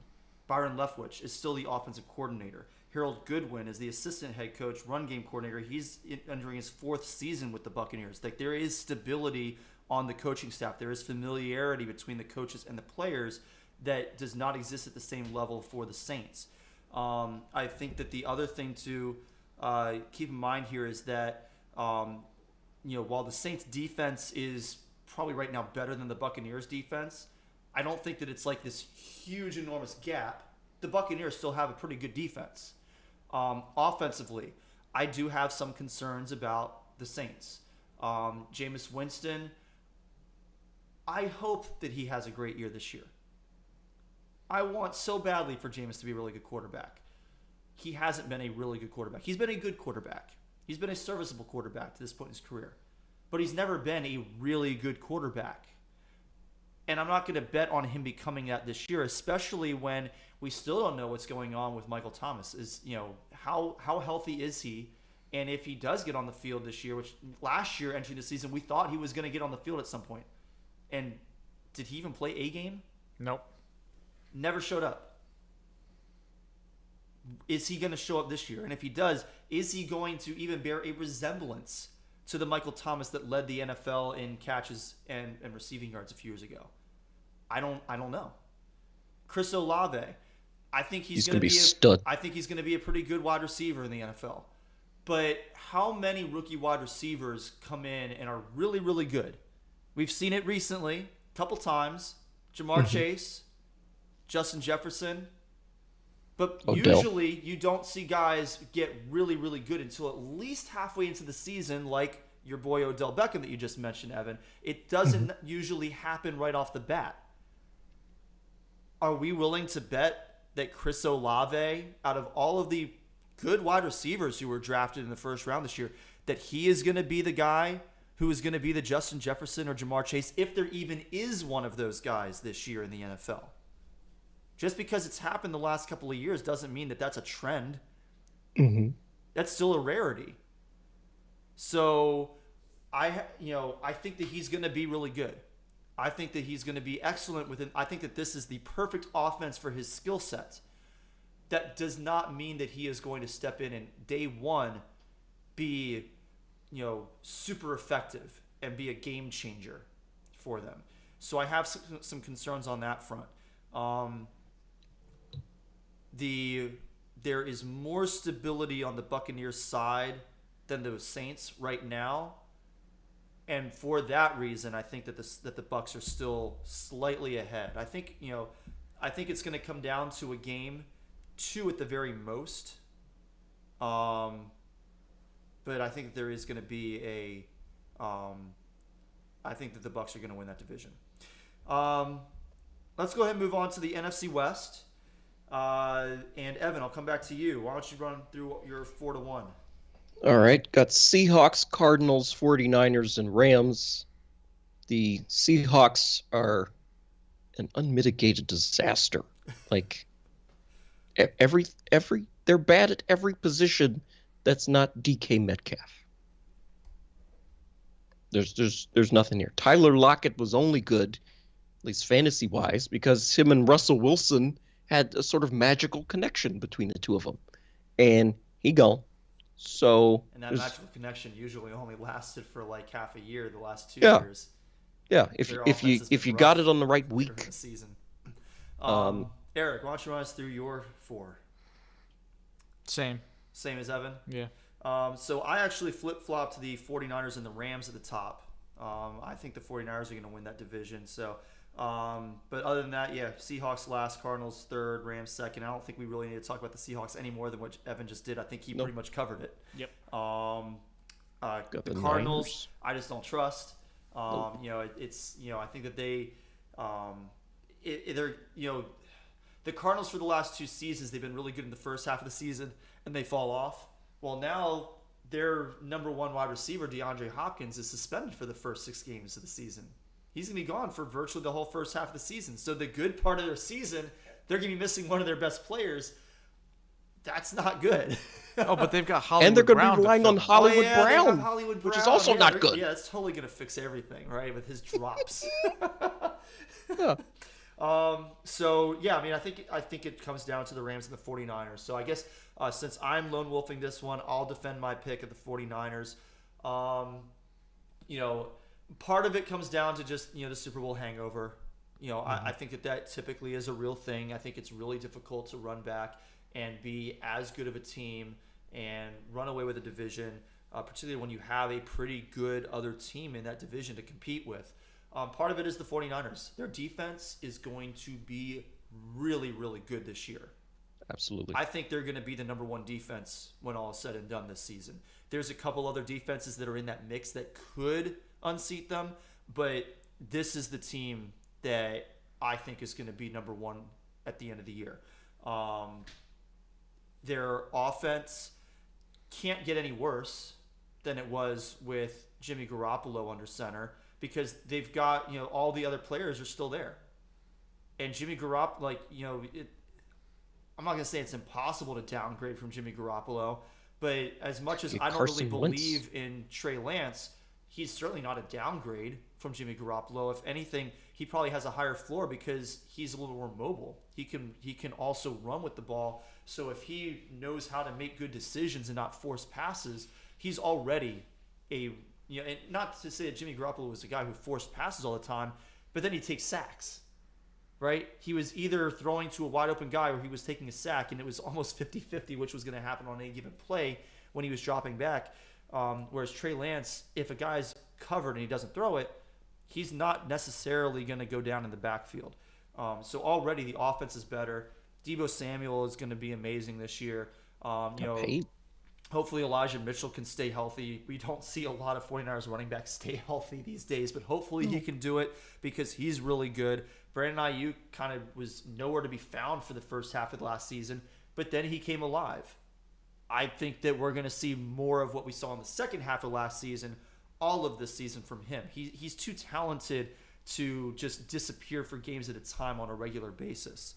And as much as I don't look at him as being like this really great coach in the postseason, Kyle Shanahan has been an excellent regular season coach. He knows how to script a game. He knows how to strategize. He knows how to put his players in a position to compete. And I think he's got a lot of really good competitors on this team. The Rams, I just, between the Super Bowl hangover and They lost. I can't remember his name, but the man of the year last year retired. Whitworth. Whitworth. He was kind of an integral part of their line, and Aaron Donald is still probably going to be the best defensive player in the NFL this year. But the fact that he was considering retiring last year suggests that the gap might close, which means that the defense is not going to be as good as it has been in the past. Because the defense goes where Aaron Donald goes. If he's a step slower, he could still be the best defensive player in the NFL, but that defense is worse. Sure. I agree with pretty much everything you said about the 49ers and Rams, Corey. And, I think the Rams are going to have a Super Bowl hangover and the 49ers defense is going to be amazing. My reason not picking the 49ers is we haven't seen anything from Trey Lance. It's fair. We don't know anything about this guy. We only saw one game from him at North Dakota State. Just one. He started 2 football games in the last 3 years. I couldn't believe when he got drafted where he did. Yeah. So, I don't know anything about this guy. There's so little tape for me and Hugh Jackson to watch. There's nothing here. So that's why I picked the Rams again. But it's going to be close. It's probably going to come down to the last week or two. And, when Stafford's pointing to where he's going to throw an interception, maybe it gets completed instead. So, the reason why I picked the Rams, again, I pretty much agree with everything you said, Corey. I think the 49ers are going to be the better team by the end of the season. But I feel like with Trey Lance coming in as a first-year starter, there's going to be some growing pains. There's going to be a learning curve for him. And they might drop a couple of games that they otherwise wouldn't have. And when, it's not a marathon, in football, it really is a sprint, right? Like you get off to a bad start or even just an okay start, you could lose your division right then and there, especially because the Rams are good and they're not going to lose many games. So if you lose a couple that you might have wished you had back come week 15, 16, you might end up behind.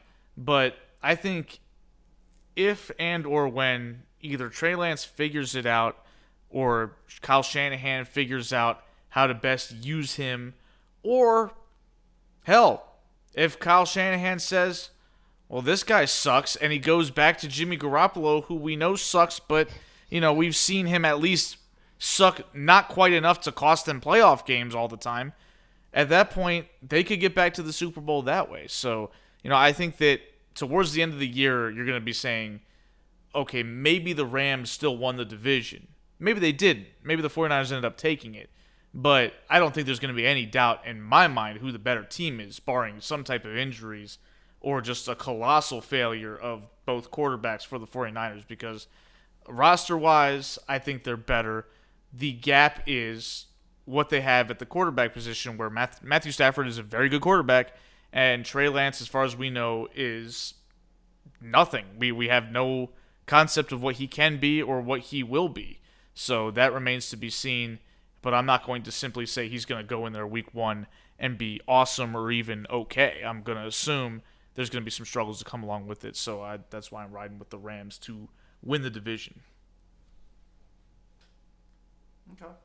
All right, so let's go ahead and move over to the AFC. Or actually, before we move to the AFC, why don't we go ahead and do our wild card or our wild card team? So, Evan, you've got the Eagles winning the East. You've got the Packers winning the North. You've got the Saints winning the South, and you've got the Rams winning the West. Who are your 3 wild card teams from the NFC? I got Buccaneers, 49ers, Vikings. Okay. I think that's a pretty good lineup. In fact, I have the same 7 teams ultimately. So I had the Eagles winning the East, the Packers winning the North, the Buccaneers winning the South, and the 49ers winning the West. But I've got the Rams, Vikings, and Saints as my wild card teams. So different order, but same 7. Eric, what you got for wild card? Y'all ready to be boring? Because same ones? Same 7 teams. 49ers are wild card 1, Saints wild card 2, and the Vikings as the wild card 3. Well, there you have it. Just saying. The NFC doesn't have that many good teams. No, it doesn't. No. So those feel like those are the teams that can actually maybe make the playoffs. Yeah, I am a little surprised that none of us had a different number 7 team because I think it. But who's left? Dallas? Arizona. Lions. The Lions. I would love to see I it. thought about it. Love to see That it, is but crazy, Corey. I'm not there. I'm not I there. thought about it. The thing is, we always- You I want it wanted so to bad. so badly. See, that's what happens when you want something so bad, where you're just like, and then you have to dial it back. Be like, that's nuts. But now I'm wondering, did I dial it back too much? Maybe I should actually be a It's 7. like- maybe I should have put them in. It's like that. I guess it was probably on Hard Knocks where Man Campbell was being interviewed, and they asked him, what are the Lions going to be this year? And you could tell everything. He spent He minute spent a whole minute just in silence thinking because he about it. really wanted to say, "We're going to win the division. Screw the Packers." Right. And he just knew he couldn't. He was like, "I can't say that." So he Can't say just we're gonna win a Super Bowl. I can't say anything like so that. he just said some coach speak crap and got out of there. He said I think it was like we're gonna be the team that can and will. Yeah, that's coach speak for Yeah. we're going to play really hard. Yeah. I mean, I like that. And we already knew that. Yeah, So and that's more or less what Aaron Glenn also said. He said we're gonna be gritty. We're gonna be in every game. And I think they will be because they were last year. They were in a lot more games than they had any business being they're a last better team year. this year than Yes. they were last year. Yep. So, Gave me a heart attack. Come on. hey, if it wasn't for them, we would not have a 66-yard field goal in the record books for Justin Tucker. Yes, sir. Oh my goodness. Let's move on to the AFC. AFC East. Eric, give me your 4 teams. Okay. Jets bringing up the rear. Oh. Although I did think about maybe not having him there. New England Patriots in 3rd, Miami Dolphins in 2nd, and the Bills are going to win the Super Bowl. We are just on the same page here, basically. The only thing that we disagreed on so far, I think, has been the 49ers Rams order in the West. Everything else we have had exactly the same, and that continues here. I've got Jets 4, Patriots 3, Dolphins 2, Bills 1. Evan, what you got? That's what I have too. Okay. So I guess we don't need to talk too much about the Jets, but Eric, you did say you considered not putting them 4, so I'd like to hear a little more about that. The reason why I consider that is because I think the Patriots are about to have a dumpster fire of a year. And the reason why I ultimately still put them in 3rd was because you got to figure that your team has somewhat of a decent floor with Bill Belichick as the coach, And secondly, it's not like Mac Jones is a rookie, and he was decent last year. he was fine. And another thing is, we don't really know what Zach Wilson is yet, but we also know he's not going to be there for the early part of the season. So Yeah, we got Joe Flacco. yeah, Joe Flacco. Super Sorry. Bowl champion MVP Joe Flacco to you. Yes. Well, that Joe Flacco is long gone. That was 10 years ago. Joe Flacco is no longer. That Joe Flacco never truly existed. Yeah, We but watched the games on TV. we did. I think Corey and I were at Sean's house as the ball was sailing over to Jacoby Jones, and while Sean was he still rooting for the Broncos? Watching at my place. No, I think we were at Sean's because we? I think we were because we watched some playoff games there, and that was fun. Anyway, it doesn't matter. Yeah. Joe Flacco is regardless of what you think he was when he was playing for the Ravens and the starting quarterback, he's a lot worse than that now. He's sorry, his time has come and passed. I don't consider him even among the good backups in the NFL. No. He's really not a good football player anymore. And so I think every game that he starts, regardless of who they're playing, you can pencil in as an L. And Zach Wilson, they say week 4 at the earliest. We don't even know if he's going to be back by then. So if he doesn't have an opportunity to even show that he's improved as a quarterback, I can't pick them to finish above last place. Yeah, so I agree with all that. I do think that, honestly, I was more considering whether to put the Patriots or the Dolphins number 2 rather than who was going to bring up the rear of the division. And it is because I think that you have to take into consideration Bill Belichick. I don't think that the Patriots are significantly worse than they were last year. I think the defense is still going to be passable. I think the run game is going to be solid with Damian Harris and Ramondre Stevenson. The two of them were a really strong tandem last year. I think they'll continue to be so. The wide receiver core is still not good, but it wasn't good last year, and Mac Jones was able to be at least moderately effective as a rookie quarterback. I don't see why that can't happen again this year. But, the Dolphins, I think, were already kind of set up for success. They, the first half of last season was, that 0-4 record in the first half of the season last year was not indicative of the talent on that team. And we saw that when they wound up rattling off all those wins in a row to basically close out the year. And Brian Flores was pissing off the owner because he was tanking their draft position. I think, Brian Flores never should have been fired, obviously. But what's the new guy's name? Mike McDaniel? Is that his name? I think that he's stepping into a situation that is already kind of primed for success, and I think that he's going to be a pretty solid coach this year. So far, I like what I've seen of him in press conferences. He seems like a pretty knowledgeable guy. I am very interested in seeing what the Dolphins can be this year. But ultimately, like the number one spot, there was no doubt that I'm putting the Buffalo Bills. We'll get into our Super Bowl predictions later on, but I also think that the Bills are very much in that discussion, if not the front runners. So Mike McDaniel is a total nerd. Like absolutely. He's like a Yale grad. He's a Yale grad or something like that. Shanahan had him on his staff as the offensive coordinator, purely because the dude's a complete nerd, and that's good enough, I guess. Like sometimes you wonder if football players can connect with somebody who didn't play or anything like that. But, if you get the job done, you get the job done. Yeah, he's a nerd too. Who? Belichick. Yeah, that's true. Belichick was also a nerd. He never played any high level of football. I think he played in high school. That was it. Yeah. All right. Evan, anything to add on the Patriots, Dolphins, or Bills? No, not really. Nothing really to add. I pulled up the Jets schedule because, my mind drifted away. They went undefeated in the preseason. And we're talking about when regularly went undefeated in the preseason, and that was when we played 4 games. Oh, yeah. What did they do with that? But their schedule is brutal. They might not win any games. Didn't they finish 4th place in the division last year? For a 4th I would place assume team, so. They've got a pretty rough schedule. Yeah, they've got the AFC North on here. That's 4 L's. They've got the NFC North as well. Maybe they beat the Bears. They're going to lose to Jacksonville. That game's on primetime TV for some reason. Yeah. Jeez, is that a Thursday night game? Yeah, Thursday night. Yes. December 22nd. God. So, have fun talking to your family instead of watching that. I'm still going to be watching Goodness that. gracious. But yeah, Bills roll to the division. The Patriots, they're going to be hot garbage. Like, ugh. Bill Belichick doesn't know how to hire coaches. He's really bad at that. That's why none of his coaches in the Belichick coaching tree ever have any success, because they're not good coaches. Why Matt Patricia and isn't it Joe Judge? They both crawled back to him.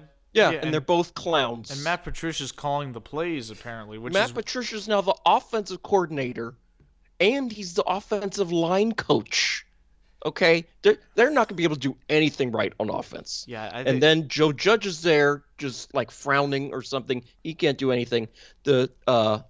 Belichick has his 2 sons whose names I can't remember. Steve and yes, Steve. There's Belichick, Steve I know, but I don't know the and other one's name. Somebody else. Joe. Yeah. Call Yeah. him Joe, Bill, Bob, whoever. We don't know that they know anything about football either. Like, Belichick is the genius, and all of their success over the last 25 years has been Tom Brady and Bill Belichick. So, Belichick's the genius, but like he's surrounded by these people who just have no idea what they're doing. No. So let's move to the AFC North. I guess it's my turn to go with the order. So in 4th place, I have the Browns. In 3rd, I have the Steelers. In 2nd, I have the Bengals, and I have the Ravens winning the North Division. Evan, what you got? Number 4, Cleveland. Number 3, Pittsburgh. Number 2, Baltimore. And number 1, Cincinnati. Okay, Evan a little bit down on his home team. We'll get to that in a minute. Eric? Same as you. Same as me again. Oh my goodness. Same, maybe things will get a little more interesting later. We did not talk before the podcast, we promise. Did y'all agree on all of them? Well, like, we one? did not agree on the 49ers-Rams order. I had the 49ers winning the West, and Eric has the Rams winning the West. Yeah, but I agree with everything Corey said about it. I just had a slightly different take. Yeah, that, which makes total sense. I agree that it could be a little bit slow in the beginning, and while they may be better by the time they hit the playoffs, the record may not reflect that. Right. So the Browns, not a whole lot to talk about there. Jacoby Brissett's going to start quarterback for the first, at least the first 11 games of the season. And then who knows what Deshaun Watson is going to look like at that point, and whether the team is even going to be in contention at that point. There's nothing there to be excited about.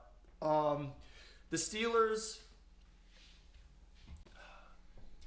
they are an intriguing team to me because their defense is going to be really solid. I don't see any reason why this team couldn't, still finish with a winning record and continue that streak for Mike Tomlin while being the third team in this division, because their defense is going to be really good. Mitchell Trubisky has been a decent quarterback in the past, and he's got weapons. He's got Najee Harris in the run game. I don't think that this is a bad team by any stretch, but the Ravens and the Bengals have both kind of moved past them at this point. The Ravens have already been past them, and the Bengals, I think, have solidly moved past them at this point. So the decision really was between who's going to win the division. Evan, why don't we hear from you since you're going lone wolf on the Bengals? Talk to me a little bit about that pick, but also tell me about maybe why you're a little bit concerned about the Ravens' ability to win this division. This is 100% an emotional hedge out of me. I can't bring myself to pencil in Ravens to win anything because I feel like that will jinx it. The Bengals are still really good, and they got better, right? They went all the way to the Super Bowl, and they got better. Their offensive line last year, hot garbage. Everybody's gone from the offensive line just about. It's how. I mean, even the Bengals' defense was pretty solid last year. So, it's going to be close between the Bengals and Ravens to win the division. The game that's in Baltimore this year is on Sunday Night Football, I believe, like the night before Columbus Day. So, I may or may not be shopping for a ticket to that. But it's going to be close, and I'm haunted by playing the Bengals in the past in big games, and the Ravens figuring out how not to win. But again, like the Buccaneers and Saints, it's 2 games out of the season. The other 15 games are also going to factor into who wins the division. So I'd like to get, I guess, Eric, I'll let you go next on why you have the opposite of Evan, and then I'll come in if there's any additional points I want to make. I just feel like the Ravens last year, I mean, even when they were being held together with Scotch tape, they were still in first place until Lamar went down. And this year, they're going to be drastically more healthy going into the season at the very least. Their secondary actually has NFL players in it instead of grocery baggers, so that is already a massive improvement. Yeah, they called somebody who was on his couch on Friday, and he started against the Bengals on Sunday. That happened. Mm-hmm. So, yeah, that's definitely part of the equation. Another part is that Lamar Jackson is currently seeking a new deal. I couldn't tell you whether or not by Friday's deadline or whatever that was artificially set, whether he'll have one or not. That's not a deadline set by the NFL or the Ravens. That's Lamar's own personal deadline. Right.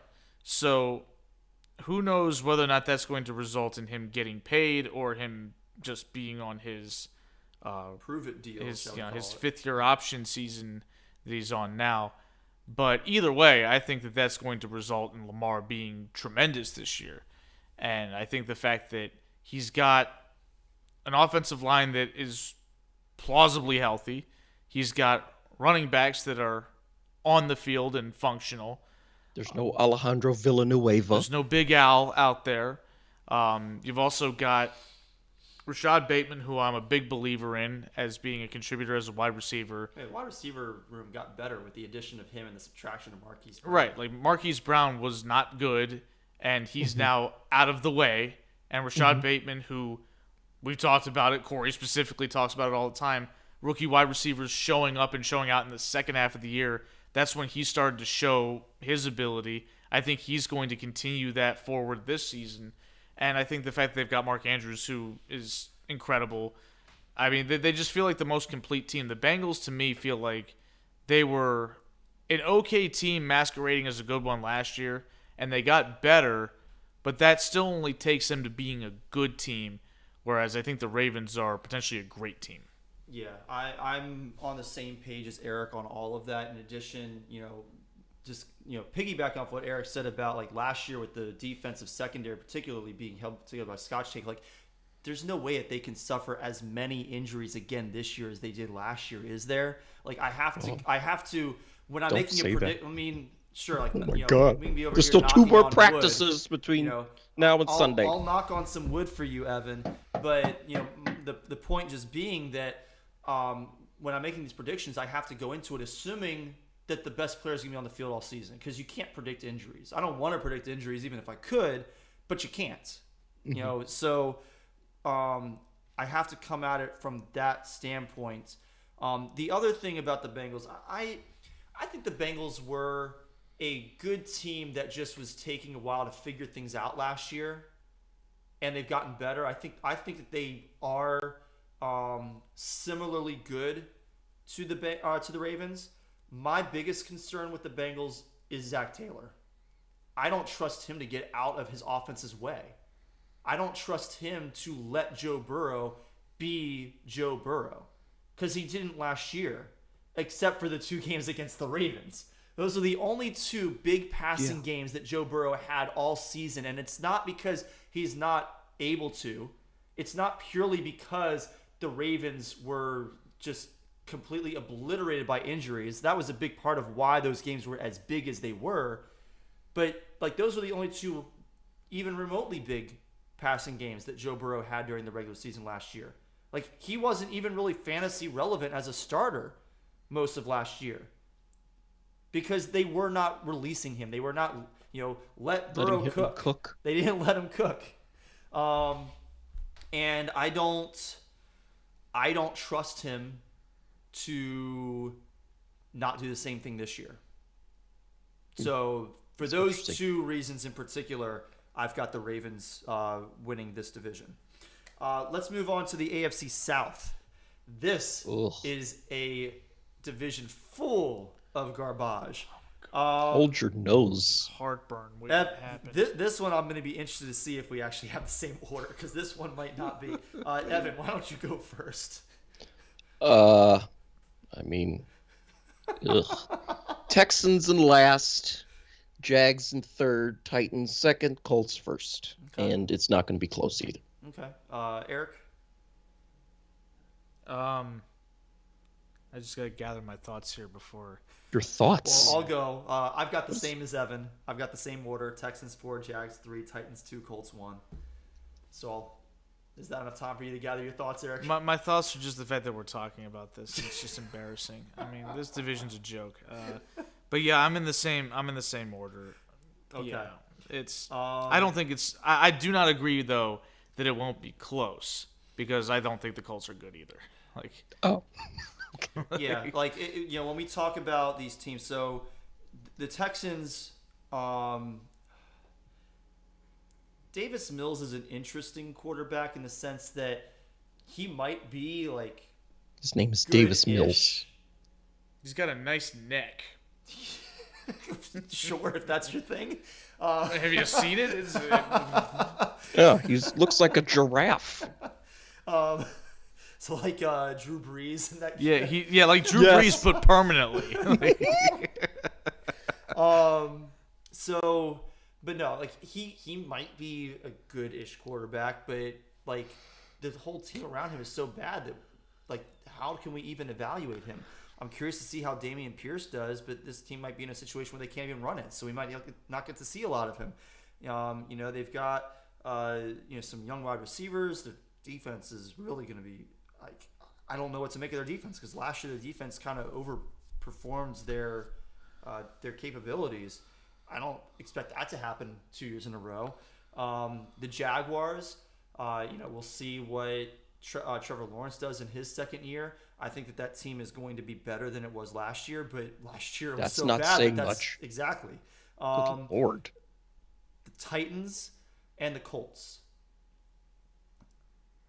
I'm in Eric's boat, not so much yours, Evan. I don't think it's going to be like a huge gap between the two, because the two teams kind of seem similar to me. I think maybe.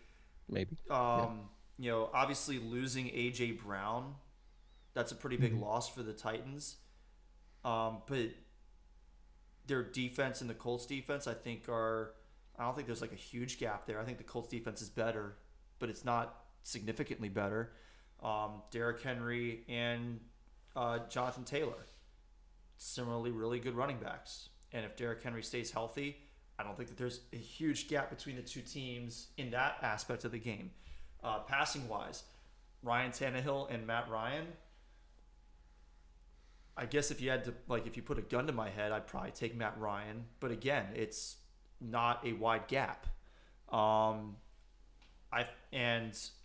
as far as the coaching, I'd probably take Mike Vrabel as the better of the two teams' coaches. So, yeah, I've got the Colts 1, but I'm thinking like 10-7 versus 9-8, somewhere in that range. Like, I think, and I mean, it could potentially be, it could potentially be 11-6 and 10-7, just because they're going to get to beat up on the Texans and likely the Jaguars. But yeah, I don't think that either of these teams are going to be like actually good. I just feel like the Titans window not only has closed, but slammed shut with Tannehill's 3 picks in that divisional game. Like, the Titans offense, I have a hard time believing they're going to be able to do anything. Like with Derrick Henry, he's not getting any younger. He's got a lot of mileage. I don't think he's going to be as effective. He might be, similarly effective, but I feel like the arrow is pointing down in terms of how great he can be. They got rid of A.J. Brown, and they lost Julio, but I don't know how big of a loss that really is. That doesn't mean nothing.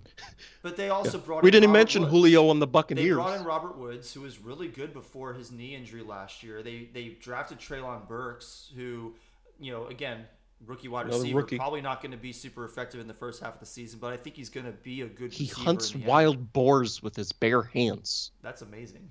Yeah. I mean, if there is going to be a wide receiver that's going to be really good from the get-go, I'm going to take the guy who hunts wild boars with his bare hands. He's really good at catching the pigskin. I'm not taking Chris Olave. I'm taking this guy. Yeah. But, it's the Titans' passing game is based on the play action. So, if their run game isn't as threatening, then neither is their pass game. I don't see a reason to think that it's not going to be. They don't even have as good of people to pass it to. So they're not going to do nothing offensively. Tannehill his contract is an albatross at this point. They can't wait to get rid of him. So the Titans, there's nothing here. I agree that the Titans are going to take a big step back offensively, and they already weren't that good. They were probably the least intimidating 1 seed of all time last year. Nobody bought into them, so when they lost to the Bengals, they were just like, oh, okay, that seems on brand. They sacked Joe Burrow 9 times, and they still lost. So, that happened. How does that even happen? It did. It's so bad. It did. So anyway, but the Colts are still not good. That's not a good football team. I mean, some people are picking them to win the Super Bowl and be the number 1 seed in the AFC. I'm like, where's that? Do you watch football ever? No, they don't. Are you kidding me with this? The Indianapolis Colts, they're going to win the AFC. Based on what? Oh, Frank Reich's best quarterback of all time. This is going to be the best one he's had is Matt Ryan. I'm like, that's false. He had Phillip Rivers.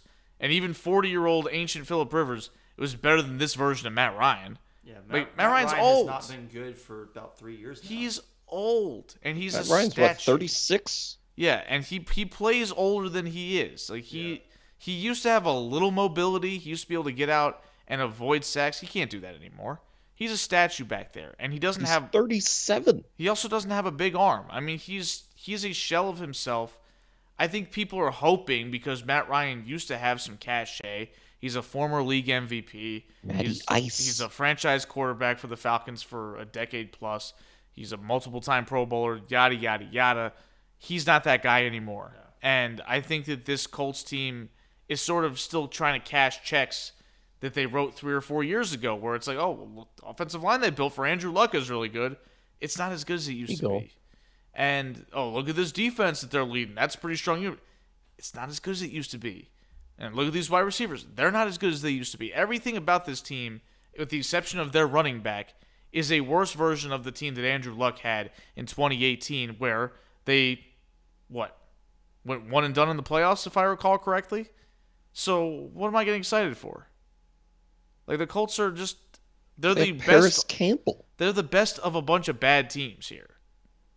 Like, let's just call it what it is. Like, if you go on Football Outsiders, they have the DVOA projections for every team, and they have the playoff teams colored in yellow and or purple to denote division winner or wildcard team.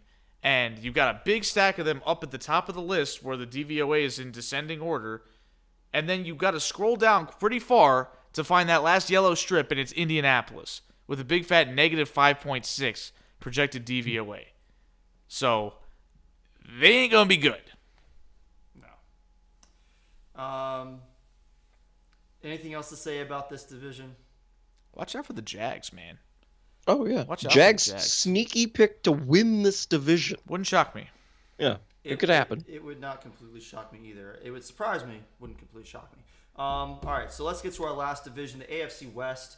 Eric, your picks. This division's nice. This is the best division in the NFL for my money. So I think so too. I hemmed and hawed a little bit about this one, except for fourth place, which is Vegas. Which is no shade to them. I still think they're a pretty good team. They're just in this division. Yeah. I picked them for fourth. I've got Denver in third. Okay. And this is where I really struggled was picking the winner. I went out on a limb. Maybe it's not out on a limb, but I'm going with the Chargers to win the division and the Chiefs to finish in second. I again have the same order as you. I was going back and forth between both the Raiders and the Broncos for fourth, honestly. And again, no shade to either team, but just because I think that these are 4 really good teams in this division, and I didn't really, I have concerns about Russell Wilson, his first year in this offense, how that's going to look, plus the fact that Russell Wilson over the past few years has looked really bad down the stretch of seasons. And then the Chargers and the Chiefs, I mean, that's always going to be a tough call because you've still got Patrick Mahomes on the Chiefs, but I also went with the Chargers. Before we talk more in depth, Evan, what's your order? The same as y'all. So, okay. Not on a limb. We're right in the middle of the tree trunk on this one. I just think the Chiefs, they can't possibly be as good as they have been in the sense that they've won like 6 division titles in a row, I think, or 8 of them. They've won a lot of them in a row. Yeah, all of them in a row, like the Dodgers, just every year. But I feel like the Chargers have more juice somehow. Like Justin Herbert, I mean, it's not a long list of flaws in his game, right? And I also feel like, my boy Brandon Staley, maybe he'll figure out how to coach football at some point here soon. In terms of not going for it on 4th and 10 at your own 16-yard line and stuff. It's a phrase we usually say for players, but he's shown flashes that he can coach. He's shown flashes in press conferences that he understands the game and how it should be coached. I think he's just had some brain farts in the moments. Yes, maybe that will finally resolve itself. Ruining the greatest of all time, for example. You know, the Raiders were gonna give you mercy and just let you in the playoffs. And you're like, nope, not gonna do that. Don't want it. What are you doing? I love their additions of. Didn't they add Khalil Mack? They also added J.C. Jackson, who was one of the best intercepting cornerbacks in the league. Yeah. And hopefully Derwin James can stay healthy. Yes. Like, the defense is loaded with stars. This Chargers defense, was already better than the Chiefs defense. Mm-hmm. It's now immensely better than the Chiefs defense. Like this, I talked about, the Colts and the Titans, how different do I think their defenses are? Not all that much. I talked about the 49ers and the Rams, how different are their defenses? Probably not all that much. Same thing with the Buccaneers and the Saints. Now this, between the Chargers and the Chiefs, this is a massive gap in the defense. And I think the Chargers offense is probably going to be better at the beginning of the year and might stay better through the year. I'm not going to go and say for sure that's going to happen because Patrick Mahomes, like Aaron Rodgers with his new receiving core, he's going to figure out what to do with them. Like Marquez Valdez-Scantling is a good receiver. I don't know if he's really a one, but him and Juju Smith-Schuster, I think are both like top tier wide receiver twos, in this league, and maybe bottom end wide receiver ones. Either way, he's going to be able to utilize them in some capacity. One of them is going to be able to get open. Travis Kelce is still going to be good. Is he going to be as good without somebody who's popping the top off the defense the way Tyreek could? Probably not. He probably won't have as much open space in the middle of the field, but he'll still be able to pick up a lot of yards for this offense. But the running game for the Chiefs, I don't believe in CEH. Like I don't believe in anybody in that running backs room as being like a really good runner. Where's Charkandrick West? I don't even think he's there anymore at this point. It's been a few years since he's been relevant and on the field. The defense, I don't believe in at all. The Chargers have everything going for them. The Chargers not winning this division would be a massive letdown for them, which we have seen plenty of times in the history of this franchise. Teams that coulda, shoulda, woulda, and didn't. Mm-hmm. Like last year? Like last year. At the end of that overtime period. I have to believe that the talent is going to win out eventually. So I'm going to pick them this year, as you guys did. Mm-hmm. Yeah, I feel like the loss of Tyreek Hill will cost the Chiefs. That's huge. Like we talked about, you mentioned Aaron Donald, how if he loses a step or two, he still might be better than everybody else. But that's the trump card that the Rams had, was the fact that they had this singular talent that was just basically Michael Jordan of defense, where just we have him so we win. Whereas the Chiefs' offense historically has been, it doesn't matter what our defense does because we've got Mahomes and Hill so we win.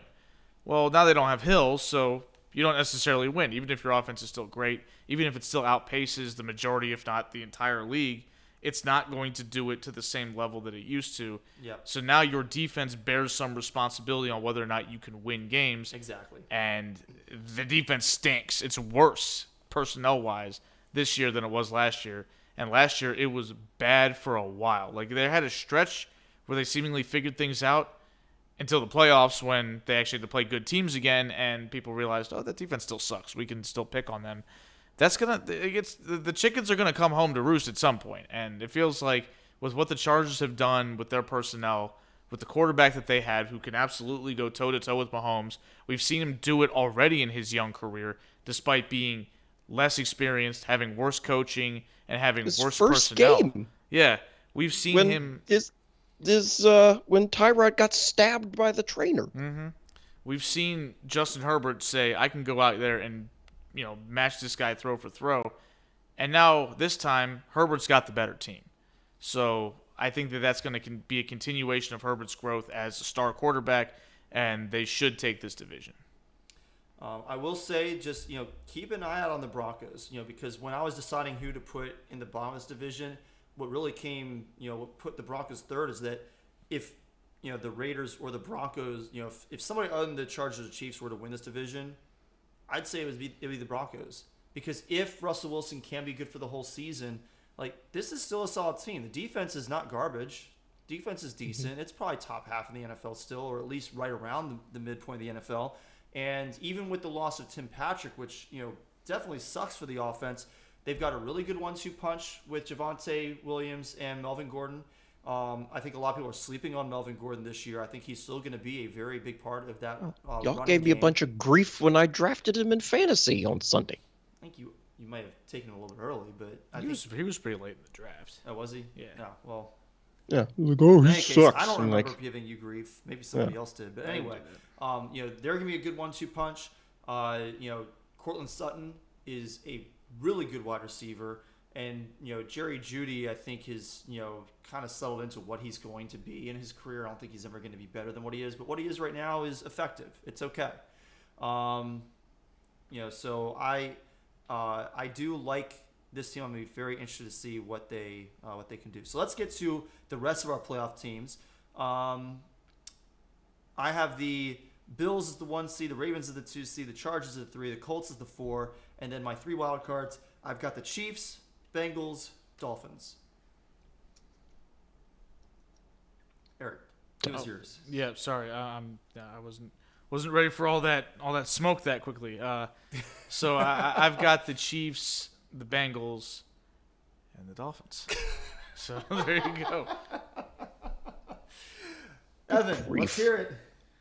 I've got the Chiefs, the Ravens, and the Broncos. Okay, so we do have one difference there because Evan had already taken the Bengals to win the North. Conversely to us, so we still got Ravens, Bengals there. But instead of the Dolphins, Evan, all right. So Broncos, all the reasons that I just mentioned. I was about to get on here and crap on the Broncos, and then I realized, I have them going to the playoffs. So I will save that for when they miss the playoffs and claim I was right. I think Russell Wilson is going to be decent. He's not going to be great. He'd been tailing off the last few years in Seattle. He was a quarterback, but part of the reason that Seattle wasn't winning the last few years was because of him. But then you tack on Seattle's terrible offensive line and their coach who's stuck in the Stone Age and all this type of stuff. And Rashad Penny being just a bum most of the time or injured. And no idea when Kenneth Walker is going to be healthy enough to play. Yeah. It's a big mess in Seattle. So he goes over to Denver and starts being just as corny with Broncos country. Let's ride. This is absurd. What are you doing? Why?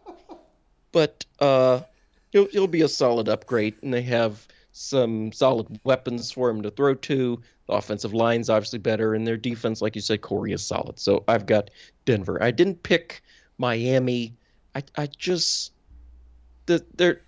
It's just too much stuff going on down there. It's just craziness. They almost had Tom Brady somehow, but they were cheating, and Brady retired and unretired and went back to Tampa Bay, and they got this new coach who is just a complete out-of-the-box pick as a coach.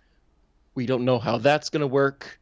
I'm not a Tuanon member personally, but maybe y'all are. So, I just squeezed the Broncos over the Dolphins.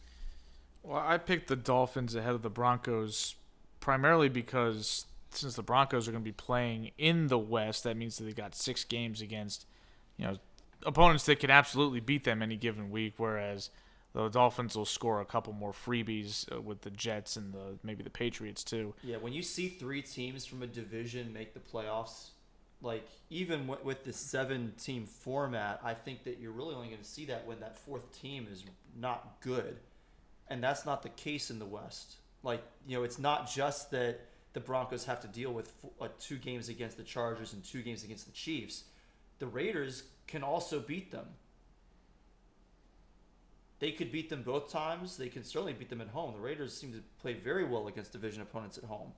The Raiders, even when there have been bad teams, have given the Chiefs fits, particularly at home. So that was kind of the thing that broke the tie for me as well. All right. Well, there you go. Yep. All right. So let's get to playoff matchups. Playoffs? And playoffs. Wow. Conference championships. In the NFC, Evan, what's the matchup? Who you got winning? I have the Packers getting over the hump over the Rams.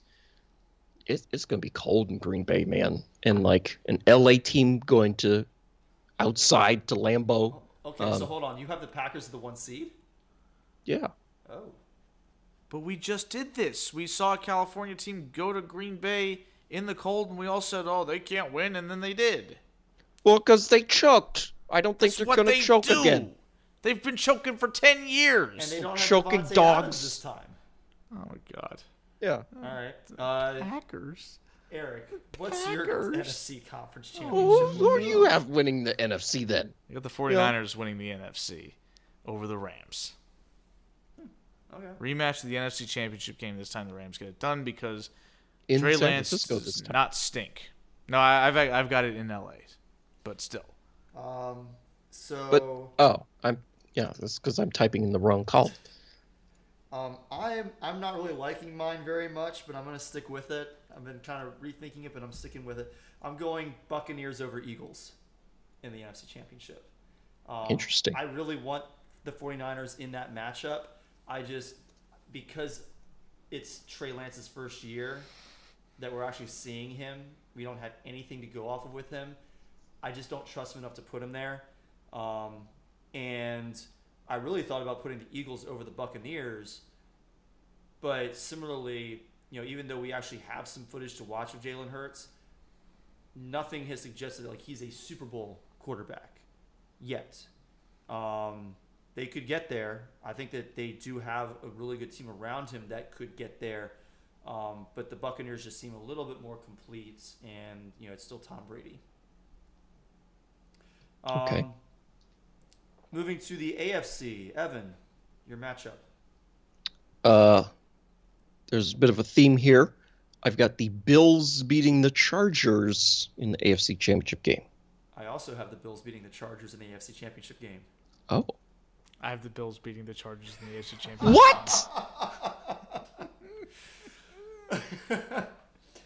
What? So different NFC teams, same AFC team. Question is, do we all have the Bills winning the Super Bowl? I do.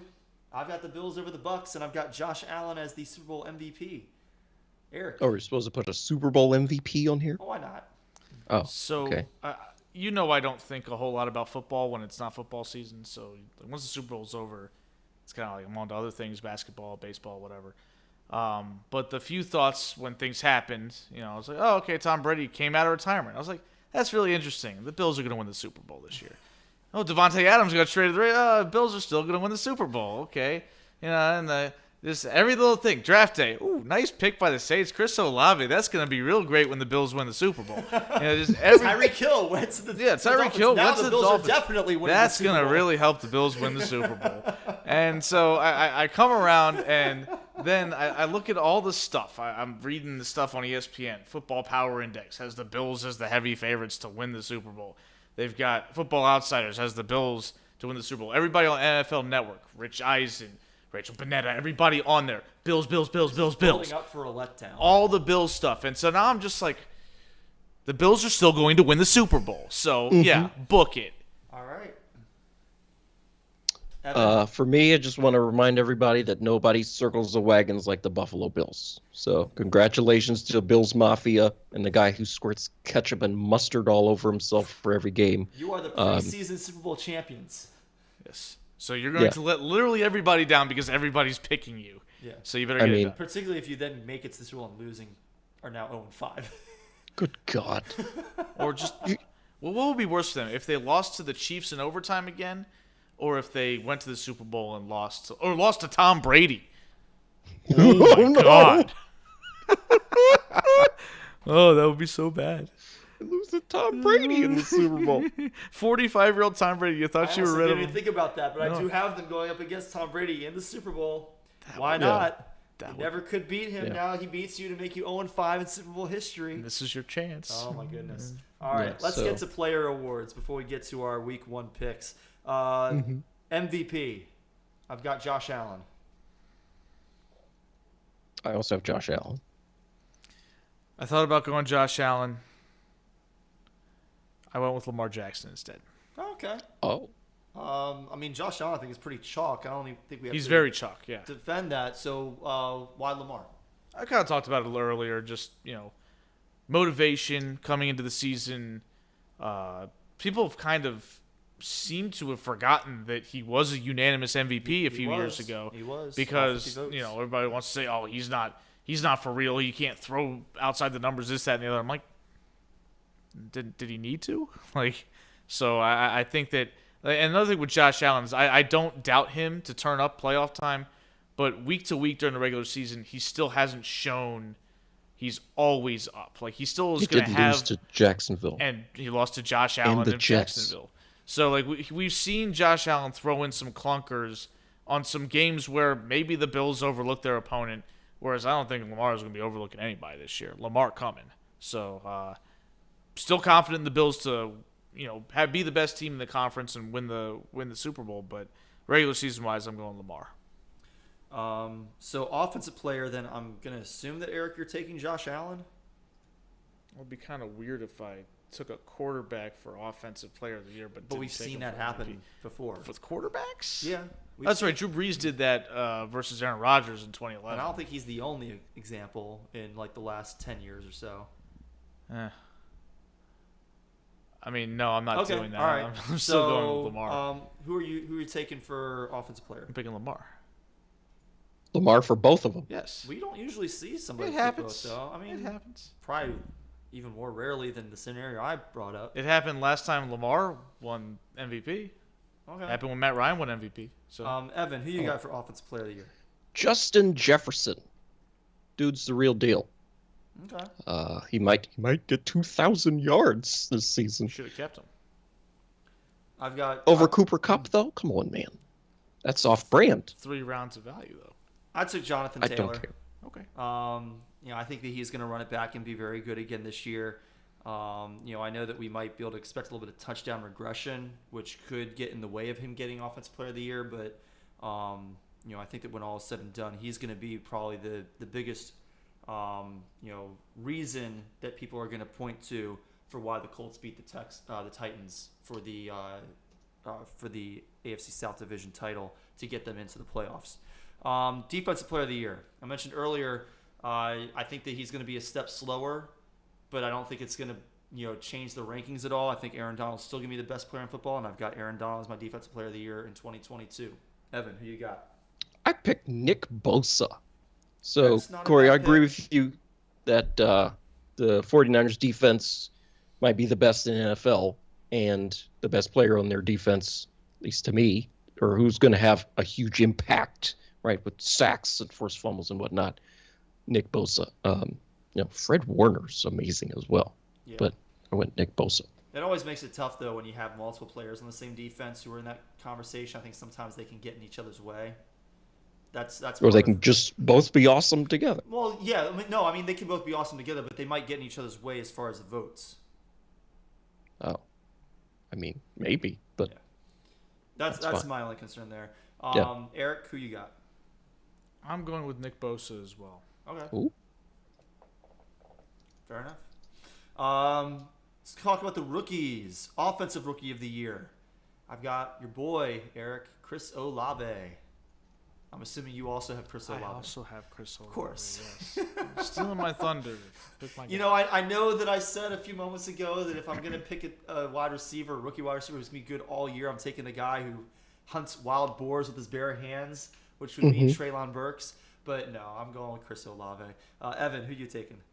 Chris Olave. All right, so 3 for 3. Defensive Rookie of the Year, I'm assuming we're all going to go Aiden Hutchinson. Yes. That's what I got. Yep, all right. Chalk there. Comeback Player of the Year, I've got CMC. Run CMC.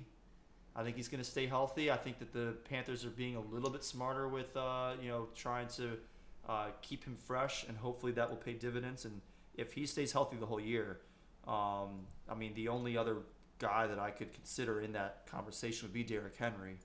I don't know if either of you guys have the king, but Eric, who you got?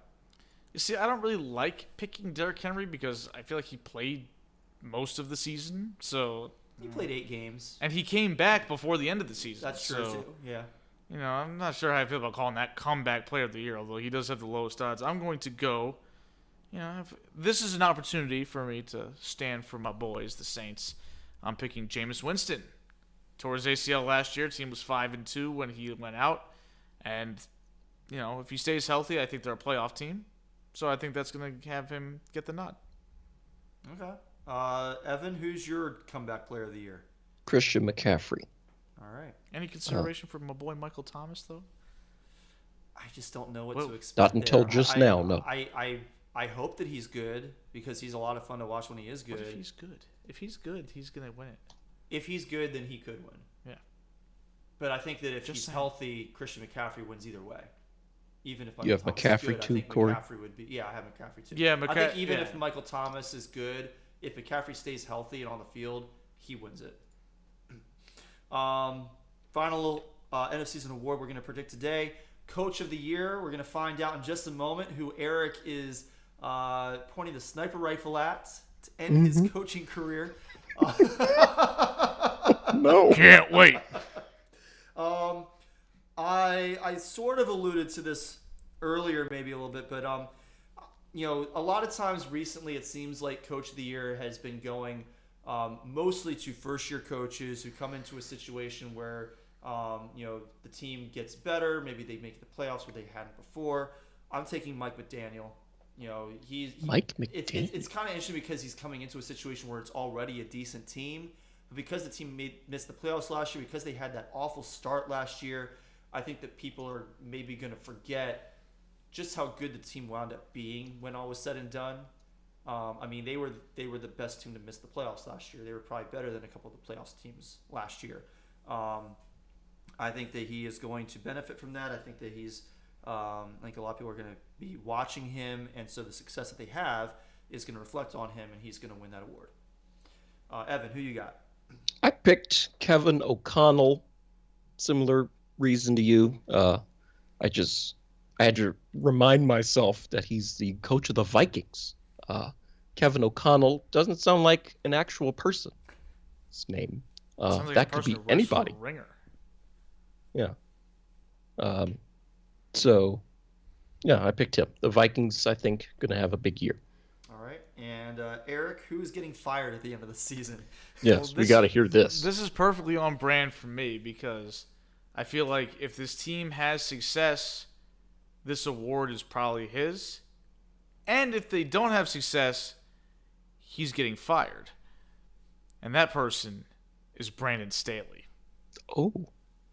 Right? The Chargers supposed to win this division, but they also haven't won this division in a long time. And they played themselves out of a playoff spot last year, so they weren't even a playoff team. Justin Herbert, year 3, loaded team, time to win. If they win 13 games like they probably should with the talent level they have, he's probably going to get the award. If they don't, and they underperform and they miss the playoffs, he's getting fired.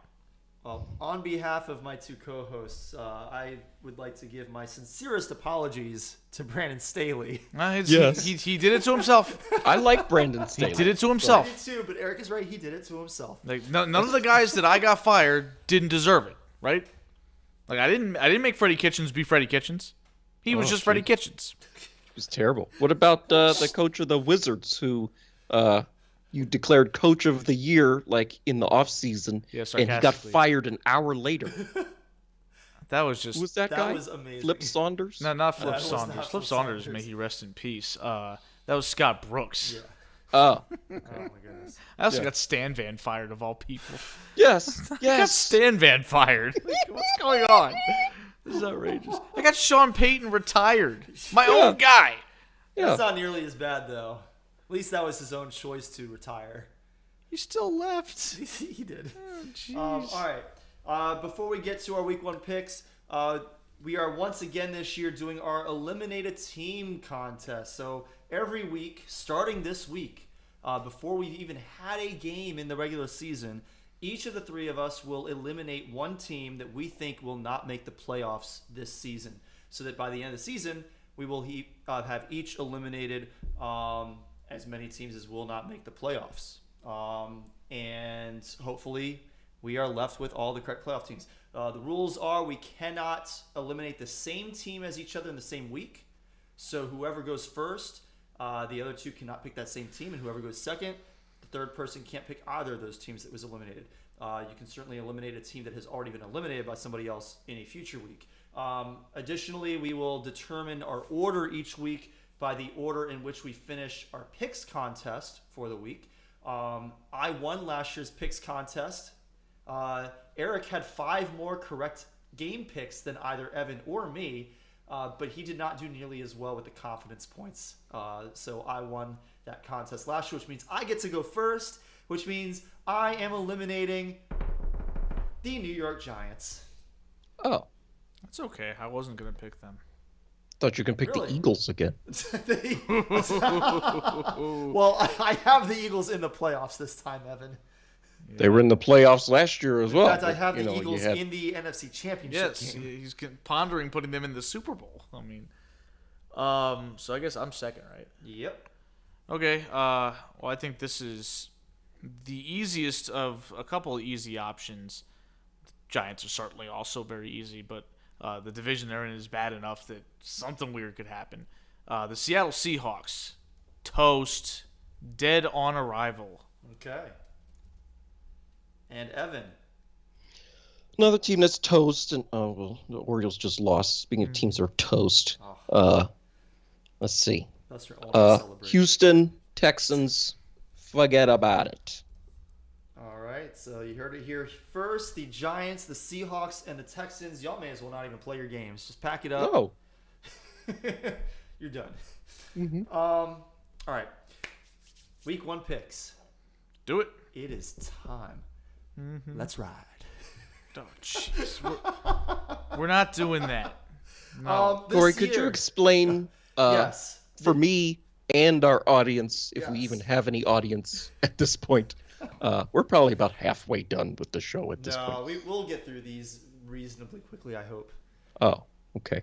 How the picks are going to work and how Yes. our audience can participate. Yes. If you would like to participate in our pick'em this year, we're not doing it on ESPN like we did last year. We found out it was a little bit too easy to forget to set picks. I think Eric forgot to set it one week toward the end of the season. Maybe it wasn't Eric. Maybe it was Evan. No, One that of was you guys- me. One of you guys forgot to set picks somewhere late in the season.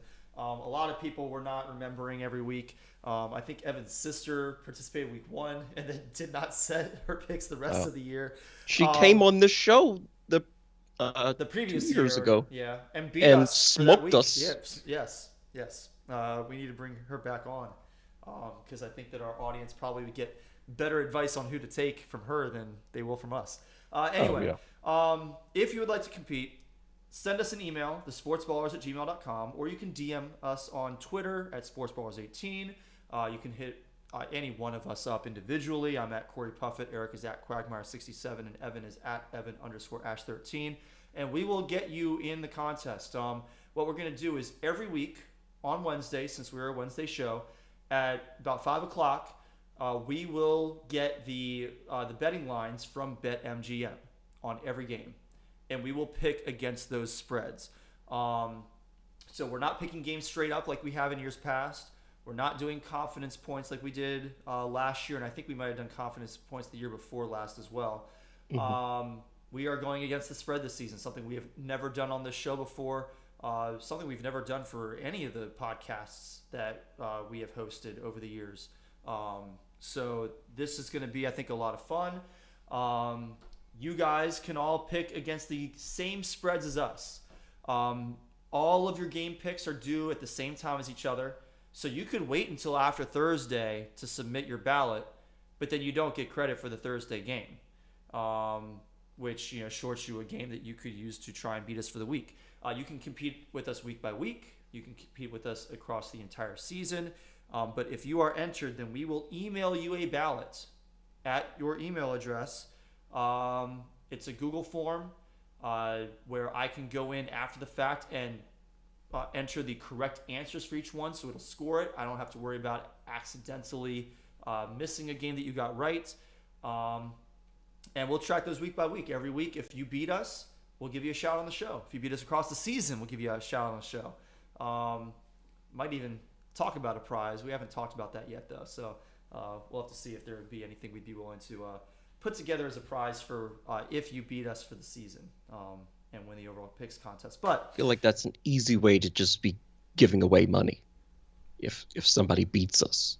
Like that's probably going to happen. Only the winner, though. Only the number one winner, not just everybody who beats us. I mean, but hopefully we had that random beats guy. Us. I mean, we're the experts here, after all. Y'all are listening to us. We're not listening to you because we're the experts. Yeah, we had that random guy just, take our lunches in the NCAA tournament. Yeah, we was did. it in 2021? I don't think we ever found out exactly who that was. We got like a Twitter handle, and that was it.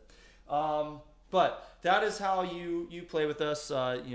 Just give us your email. We will enter you in it. And every Wednesday after our live show, we will send those ballots out to you.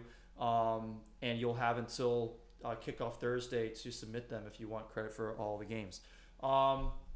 So we are going to go ahead and jump into our week 1 picks. I've already got the ballots to each of us individually so that we can fill them out as we go along.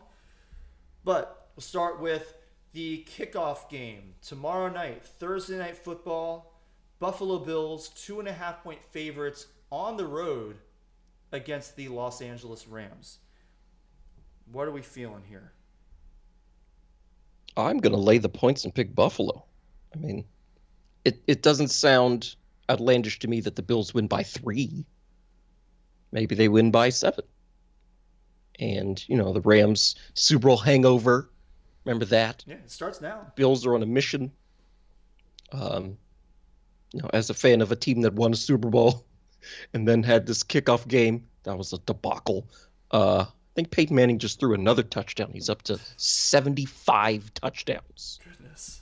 In that one night. So Bills, I'm fairly confident. Yeah, I'm also going to take the Bills. I like that, Evan, laying the points. Yes. How are we recording this? Do we just type it in here? So in the ballot, you'll make sure your name and your email is there, but then you click the button next to it.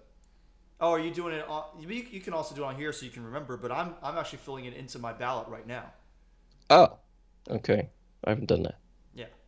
I flagged the email though. Gotcha.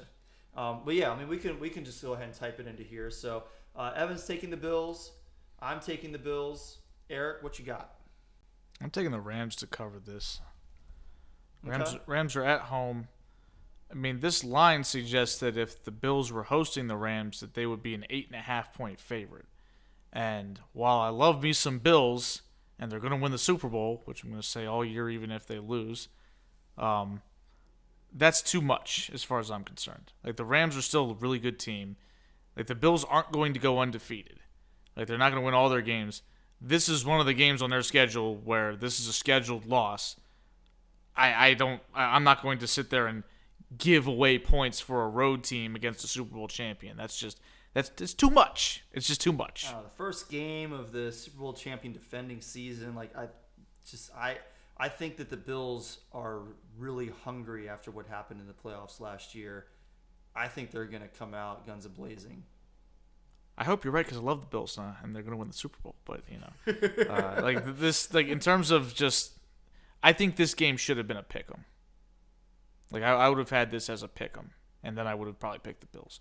But even laying 2.5 points, I've lost enough bets where I bet on a team because hey, they should win by at least 3, and they only win by 2. So I'm taking the points. This game was a 2-point spread earlier in the day. That would have changed. It's kind of gone back and forth. Yeah, at 2.5, it's 2-point victories do happen. So I'm not going to count it out. Let's get to the Sunday games. We'll start with the New Orleans Saints, who are 5.5-point favorites on the road against the Atlanta Falcons, which, as Eric pointed out earlier, would mean that at home they'd be 11.5-point favorites? Yeah, give or take. Yeah. Do you think that's right, Eric? Yeah. I mean, the Falcons are terrible and the Saints are good, so I think this is a good line. I think the Saints should cover this spread, so I'm picking them minus the points. Okay. I think I'm also going to take the Saints to cover that. Like, the Falcons are just so bad, and them being at home does not move the needle for me. Evan? Good thing we're not betting real money. I am conflicted, man. That's why we do this. Yeah. It's hard. I mean, So one thing while Evan is thinking about this, last year we always had our picks in before the show, so we knew what the others were going to pick because we were also doing the confidence points. So we had to think about all of the games together. We couldn't just go in and do one game at a time and then spend half an hour at the end, during the show on air trying to go through and like pick our confidence levels. This year, like, we're just doing straight up picks against the spread. So we're doing these live on air. give me the Falcons. 5.5, just too steep. Yeah. All right. Yeah. This rivalry's weird. Even if one team sucks and one's great, it's going to be close. So give me the Falcons to probably lose in a squeaker. I just figure, everybody's healthy. That gives the Saints a pretty substantial advantage. Yep. If there were some injuries and stuff like that, or if the Falcons had at least had a few games to like play together and gel as much as a bad team can gel, then maybe I start to think about the weirdness that this rivalry can have. But at this point in the season, I'm not there yet. Browns Panthers. The Carolina Panthers are 1.5 point favorites at home, which means that the Browns would be significantly heavier favorites if they were. No, the Panthers are Or favored. wait. Panthers are favored. Well, but if the Browns were at home, the Browns would be favored. Yes. By more than 1.5 points. Yes. By 4.5 points. Yeah, so that's what I'm saying. Yeah. What are we thinking here? Panthers for me. I think Baker Mayfield. I mean, this is the Baker Mayfield revenge game, and If he can't one get of the it done things. here, he's not going to get it done. Yeah, like one of the things I think that drives Baker Mayfield is being doubted or counted out or something like that. But like when he was picked by the Browns, he was the number 1 overall pick, but the Browns just let him go in favor of a sexual predator. So that means they really don't like you. They said a bunch of stuff about him, how he's not an adult in the room and all this kind of stuff. Baker's, this is a have your goggles ready. This will be a blood and guts everywhere type of game. I think the Panthers might roll the Browns because the Browns they've turned back into the Browns. It's just a mess again. Yeah, I've still got concerns about the Panthers' offense. I think the Browns' defense is at least decent. But Christian McCaffrey is healthy as of right now. I'm on the same page as you, Evan. I'm taking the Panthers. I'm taking the Browns in the points. I think that... Really? Okay. Yeah, the Panthers are a horrible football team. Like, they are capable of finishing in 4th place in a division that has the Falcons. That's how bad they are. So... Oh, that's a good point. So the thing is with the Browns, I feel like the fact that Deshaun Watson's not out there, and therefore it's Jacoby Brissett, has turned us off to them as a playoff team, and rightfully so. But Jacoby Brissett is not a bad backup. No. And the Browns have a good team overall outside of the quarterback position. I don't like their wide receivers. I think Amari Cooper's fine. I think Amari Cooper's done. You think Amari Cooper's done? I think he's D-U-N done with Amari Cooper. Yes. But their offensive line is good. Their running game is strong. Their defense is pretty good. Their team knows Baker Mayfield's weaknesses inside and out because I saw him in practice all the time. I feel like, the want in me wants to see the Panthers win and see Baker have a revenge game, but it's a little tough to pick them as favorites over a lot of teams, and the Browns are not one of those teams I'm ready to do that for. That's probably a smart pick. Okay. Let's go to the 49ers and the Bears. The 49ers are 7-point favorites on the road. Where are we going with this one? I'm going to take the 49ers to roll. They might win by 20. I am going. 7 points is just too steep for me. It's a lot. It is a lot. I if this was just a straight pick, I'm going 49 No, for sure. easily. But 7 points is just too much for me. I'm going with Da Bears. Yeah, 7 points is a lot, especially because I talked about it when we did our preview about the 49ers potentially having some growing pains with Trey Lance. It's week 1. We haven't seen him do anything. So trusting him to cover a touchdown spread on the road, that's a little much for me, although the 49ers definitely should win this game because the Bears are going to be awful. How did the Bears score more than 0 points? Even the worst teams against some good defenses find a way to score points. It happens. Maybe Trey Lance throws a pick. Maybe he coughs up a fumble. Maybe Justin Fields has a heroic play that somehow turns into a touchdown. It happens. Bears have no squad. There's nothing. We've seen worse teams than this team score points. Yeah. Just saying. Okay. So you're taking the Bears against the spread there. Yep. Steelers Bengals. The Bengals are at home. They are 6.5-point favorites. I am going with the Steelers on this one.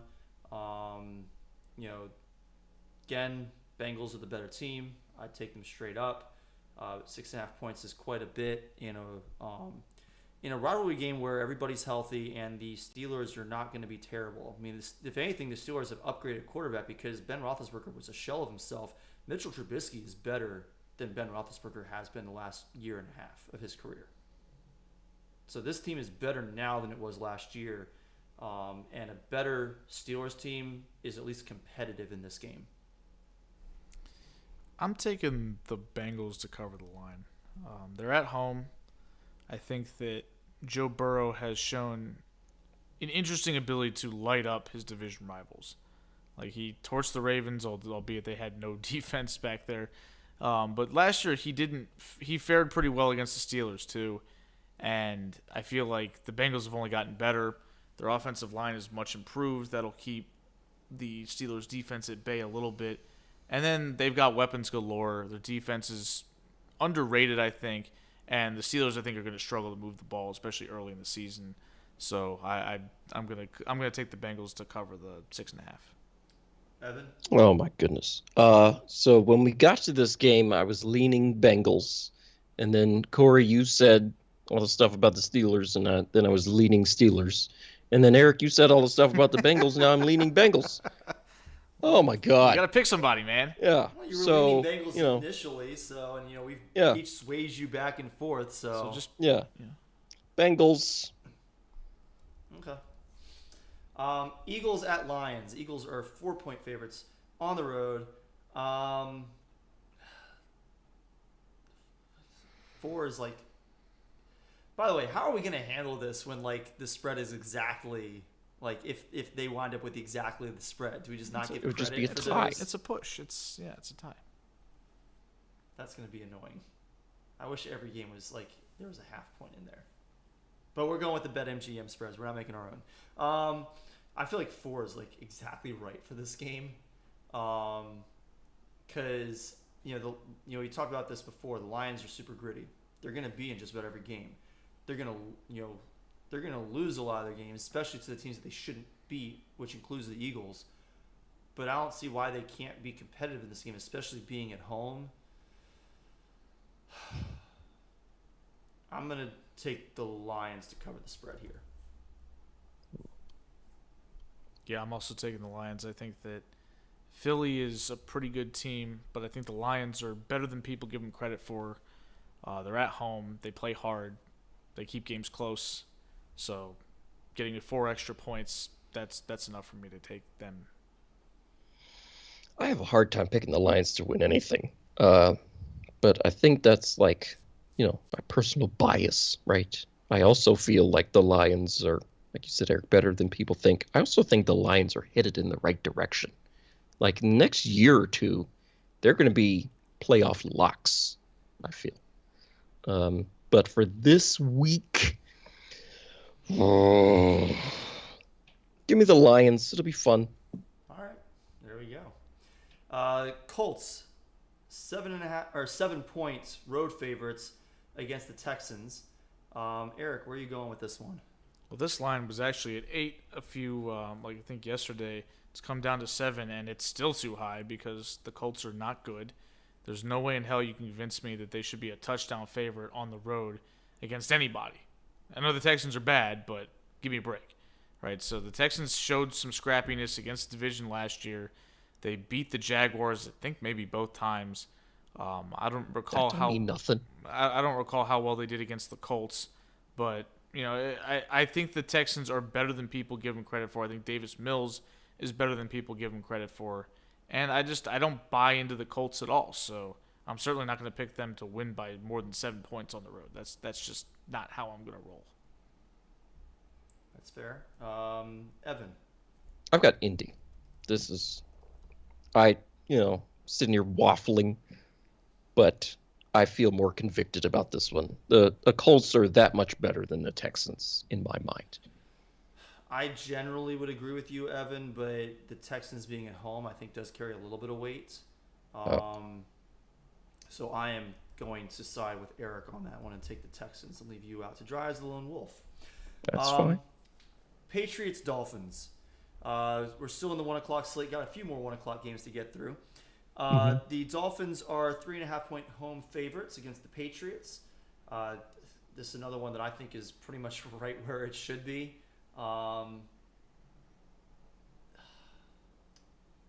Evan, why don't you go first on this one while I think?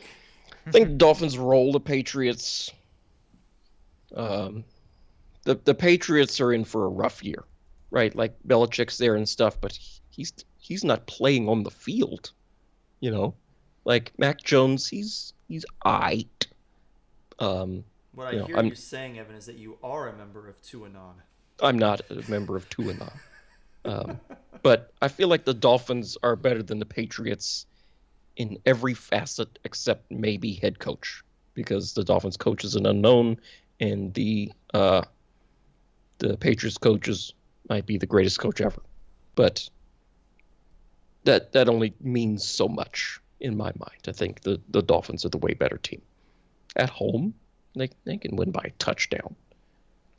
Yeah, I think that's fair. Like, this line is basically suggesting that if this was on a neutral site, that it would be more or less a pick 'em. Dolphins would be half-point favorites at that point, and the Dolphins are definitely more than that much better than the Patriots. 3.5 is a little. Sounds like there's a butt coming. It might be pushing it a little bit though. Just like only a field goal win would not be enough for the Dolphins, and we see so many of those. And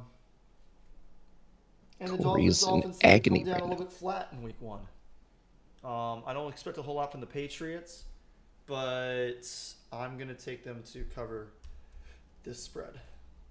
The Patriots heading down to Miami that's week true. 1 That's when true. it's hot as hell. That typically does not portend good things for the Patriots, even when Tom Brady was playing there. Especially when Tom Brady was playing. Yeah, so I feel like the Patriots historically have played even below their standards when going down to Miami, and right now I consider Miami the better team as it is. When you factor that history in, I think I got no problem taking the Dolphins to cover that line. All right. Ravens Jets. The Ravens are 7-point favorites on the road against the Jets. 7 points is a lot. I think it's not enough. The Ravens, whenever they get to play a really bad team in week 1, they seem to absolutely blow them out. So I am taking the Ravens and the points. Is that correct terminology there? Lay the You're points. I'm laying the points. I'm taking the Ravens. Yeah, we're getting there. Yeah, I'm learning. I will I'll also be learning laying every the year. points.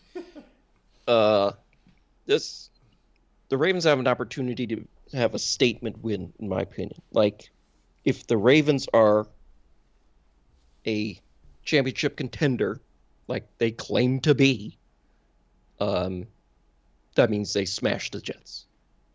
And, if they're not a championship contender, then I will just sit here and be wrong. And I'll be here next Wednesday trying to defend myself. But Ravens should roll the Jets.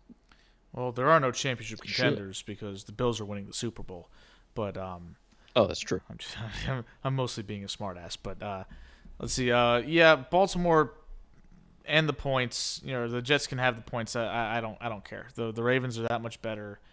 This has Week 1 of 2019 vibes to me, where the Week Ravens 1 of 2018 too. Yeah, where the Ravens went down to Miami and just obliterated that tanking team. And I'm pretty sure that line was probably higher than this one, but it doesn't matter. I think Baltimore rolls. Final 1 o'clock game. Jaguars at Commanders. No more Washington football team on the podcast this year. They are the Commanders. As dumb of a name as it is. The logo looks like a row of like movie tickets or something. Wait, what does? That does W. look like that. It looks Oh, like a yeah, it strip does of look tickets. like It looks movie tickets. ridiculous.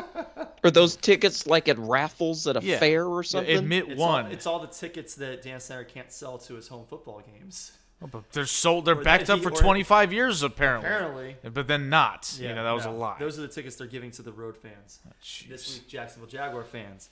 So, Commanders are 2.5-point home favorites. I am going to take the Jaguars and the points. I'd pick the Jaguars to win this straight up.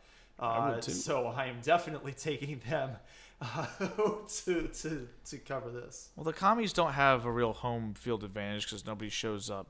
Not that the Jags have a big fan base that's going to take over the barn, but it's just going to be silent. It's going to be like a practice. It was like 2020. Yeah, exactly. I was No gonna fans. say, it's I more preferred COVID. I preferred this line when it was at a solid 3 for Jacksonville, but it doesn't matter. I'm still going to take them. They're to me they're better than Washington, and this spread indicates that the teams are on equal footing, and I'm not having that. I don't agree. Oh, and keep in mind, Doug Peterson has had experience coaching against Carson Wentz, so he knows how to exploit all of the numerous flaws that he has at quarterback, and I think that's going to be on full display. Evan? Jags rolled the Commanders. I mean, Rolled. come on. All It's right. it's oh. Fighting words Jeez. from Evan Ash. I mean, I wouldn't mind to see it. I want to see Trevor Lawrence have a good start to his second year after Sure. really an unfortunate rookie season for him. I would love a big game from Travis Etienne. Your boy. My boy. My 16th round boy. Yeah. Moving to the 425 slate. No 405 games this week. We'll start seeing those next week. New York Giants, Why is this game at 6-point road 425? dogs against the Tennessee Titans. I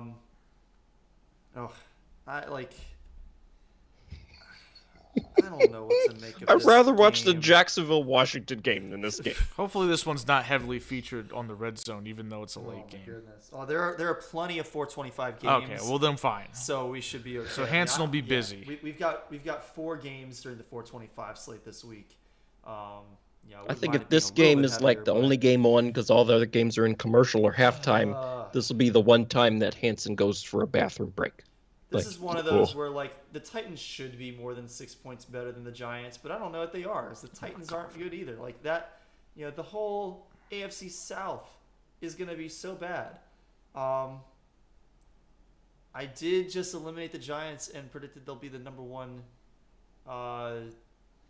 draft pick next year, but that doesn't necessarily mean that they're going to lose this game by 6.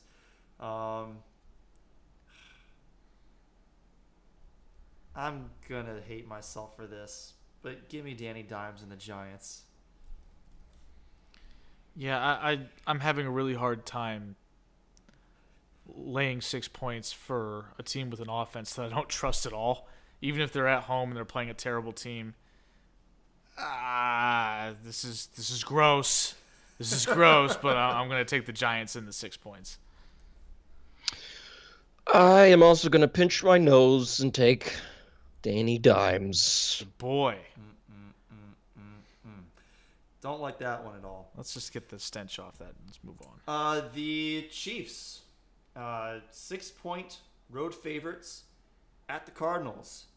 Where are we at on this one? Evan, I'll let you go first this time. Oh no. I don't know, man. I mean, I think the Chiefs win this game, and I don't trust the Cardinals. But like winning by 6, I don't know. Well, no. No, this is crazy talk. Chiefs, lock it down. I definitely thought that was going in a different direction. That was a quick turn. Yeah. Eric? I'm gonna take the Cardinals plus the 6 at home. I know the Cardinals are, probably in the throes of a lost season for them, and Cliff Kingsbury Again. might get fired, which I don't think anybody on this podcast would be, torn to pieces about. But at the same time, the Cardinals still have talent. Like, even without DeAndre Hopkins, they've still got talent on both sides of the ball. Who's it? Isaiah Simmons, the former Clemson linebacker. Is he still there? Because I think so. He was supposed to be the man. I don't know what's happened to him. Cliff Kingsbury can't figure out how to use them. Okay, well, maybe he figures out how to use them this week. So again, I feel like the Chiefs' offense is in figure it out mode. Meanwhile, Kyler Murray has got ability to sort of buoy an offense by himself, especially early in the season when he's fully healthy and he's willing to take off and run. So it's tough for me to just hand the Chiefs this when they're laying 6 points. So I'm taking Arizona. Yeah, I'm taking. Is it too late for me to change my pick? I mean, I don't know. Give me Arizona. Oh, okay. I'm convinced the other way. Yeah, Totally. Well, you're gonna be pissed when the Chiefs win by 25. Right. Yeah. I am going Cardinals. I know that earlier I mentioned that the Cardinals are going to be really hurting even early in the season because they're going to be missing DeAndre Hopkins, but they do still have other pieces around them, and the Chiefs are going to need some time to figure out how to work their offense. I think it's going to take a little bit of time. There's going to be some serious growing pains for them, so I'm taking the Cardinals there. And the points that time, right? Yes. All right, got that one right. Raiders Chargers. This is a 3.5 point spread in the favor of the Chargers, who are at home. Eric, what you thinking? Chargers. I mean, home team, 3.5. I think the Chargers are significantly better than the Raiders are. I don't have a hard time with this at all. Yeah, both good teams, but there's a gap there. There's a reason why I had the Chargers number 1 and the Raiders number 4 in this division. And that's because I think that the Chargers are more than basically the standard home, spread bonus. So I'm also going to go with the Chargers here.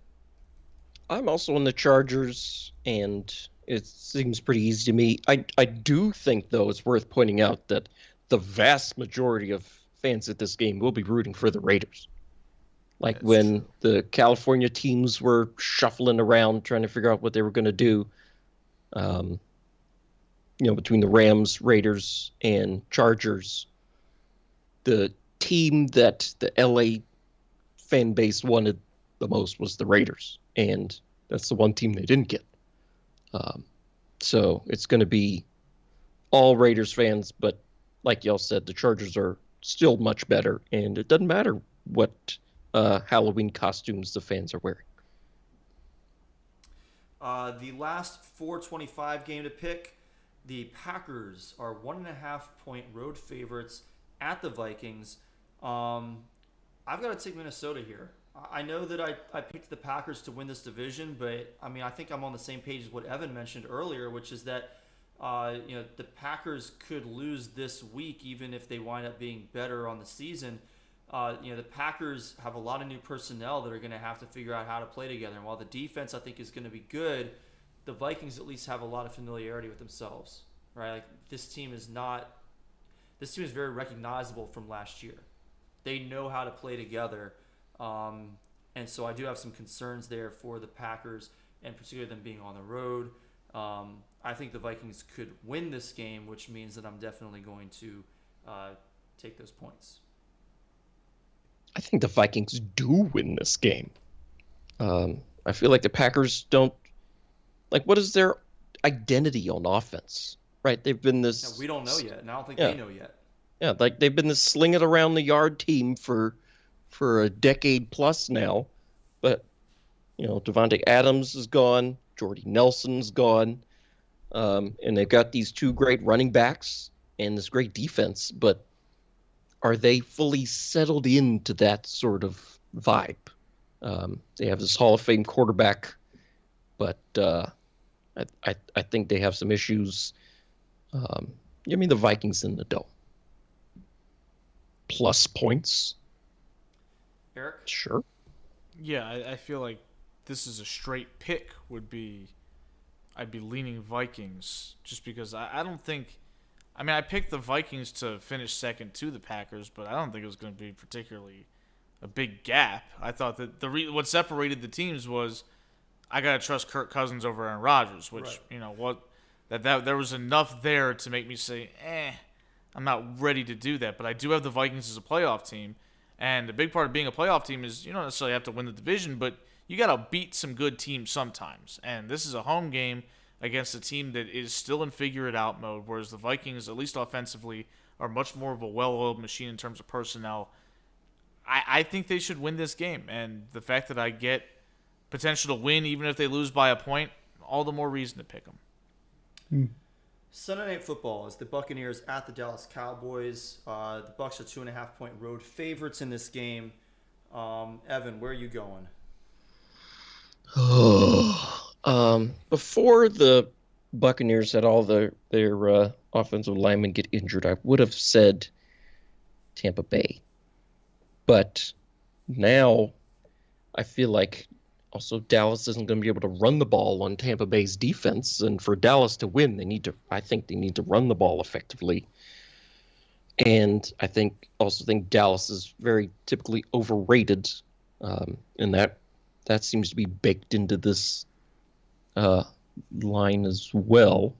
Like the Bucs aren't favored by enough points. So give me the Bucs. I'm wrestling myself on this one. I'll let Eric go next here. Well, thanks, because this one's hard. This is a doozy. I've gone back and forth with it because, I'm not a believer in the Cowboys, and Tyron Smith being out, that sucks. But the Buccaneers are not exactly coming into the season firing on all cylinders either. We talked about their line. We talked about the questionable status of Mike Evans. I don't know what Chris Godwin's status is. It's just kind of a little bit of an unknown. And while normally my instincts would be to say trust the Buccaneers because they've got Tom Brady, we saw these teams play. I think they played the Sunday night game, or they played the Thursday night game because the Buccaneers are coming off the Super Bowl win. And if they had played that game with this line, the Cowboys would have covered. And the Cowboys were significantly bigger underdogs in that game on the road. So I feel like I've got to take the points here. I feel like the Buccaneers, even when they're playing well, they still like to mess around a little bit. They play with their food. They get caught in bad situations. Then they have to go down and kick a game-winning field goal. That could cost them the cover in this game. So I'm going to hold my nose and take the Cowboys. I'm struggling here because the Cowboys and the Bucs defensive wise, I don't think there's that significant of a difference. I understand we've talked about like the secondary may regress a little bit for the Cowboys, but I think that the defensive front seven is going to be really strong for them. I don't think that the Buccaneers are going to have a significantly easier time running the ball on the Cowboys compared to the Cowboys running the ball on the Buccaneers. I think the only difference is that the Buccaneers probably have the better of the running backs. I think Leonard Fournette at this point in his career is better than Ezekiel Elliott is at this point in his career. And, Tony Pollard is pretty good, but he ain't that guy either. Mike Evans is hurt, as Evan mentioned earlier, for the Buccaneers. But so is Michael Gallup for the Cowboys. And while losing Mike Evans is a significantly bigger hit against the Buccaneers offense, like not having Michael Gallup, that's a big part of your passing game if you're the Cowboys. Like, who else do you have to throw to besides CeeDee Lamb and Dalton Schultz? That's about it now. Whereas at least on the Buccaneers side, like you do have some other guys who can step up. You've got a couple of good tight ends. You've got Godwin, who I'm pretty sure is healthy and ready to go for Week 1. Not to mention maybe Julio Jones. Maybe he winds up being decent for them. Who knows? This just feels like such a toss-up, and in that situation, I'm not going to pick somebody to cover a spread, especially 2.5 points. So I'm going Eric's direction, going Cowboys. Oh. And that'll bring us to the final game of the week, the Monday Night Football game. Denver Broncos, 6.5 points in their favor on the road against the Seattle Seahawks. I think 6.5 is just too much. I know that none of us believe in the Seahawks. Eric eliminated the Seahawks. Mm-hmm. But I think we also have to remember that the Seahawks offense was in a lot of ways better without Russell Wilson last year, with Geno Smith throwing the ball, because he's able to throw over the field. Eric's talked about this on the podcast before. They didn't and really couldn't let Russell Wilson throw the field. He's just too short. He can't see those routes coming across the field. So everything had to be downfield along the sideline, or in gaps between his offensive linemen who just tower over him. Now they are not limited by that. That opens up a huge number of plays in the playbook for the Seattle Seahawks to run, which means they're going to be a little bit less predictable for the Broncos defense. As much as I think the Broncos offense will be good when all is said and done this year, there may be some growing pains still for them with Russell Wilson under the helm. I think 6.5 is too much. I think the Broncos win this game, but I think it's much more likely that it is by less than 6 than by more than 6. So I am going to take the Seahawks to cover that spread. I've already got the button clicked. I've got Seattle. They have a tremendous home field advantage with the way that stadium is designed. And then on top of that, all the stuff you said about the Seattle offense being better. I think Denver's going to have some issues, playing on the road. Russell Wilson, this homecoming, it might be some challenges there. I don't know what to make of the Denver offensive line. They seem like they'd be prone to jumping off sides, and that's not how you win. So give me Seattle to keep it close and maybe surprise some people and beat the Broncos. All right. And Eric? I think the Broncos are going to beat the hell out of this team. Oh. Russ is going to be on a mission to come home and show Pete Carroll and everybody involved with this organization that he's the man, and they let him down over the last 6 or 7 years when they haven't really been able to field a competitive team around him. And, Denver's defense is pretty good. I feel like Seattle's offense is not. Their offensive line still isn't good. Geno Smith's not a good quarterback. I mean, I feel like DK Metcalf benefits, again, because he's a big-bodied wide receiver who actually can go over the middle and stuff like that. But I don't see it here. I feel like Seattle is definitely in the tank for this season. I'm a huge Seattle hater at this point, and I don't think they have any chance of winning this game. So if I don't think they have a chance to win, I'm not going to pick them to cover a 6.5 point spread.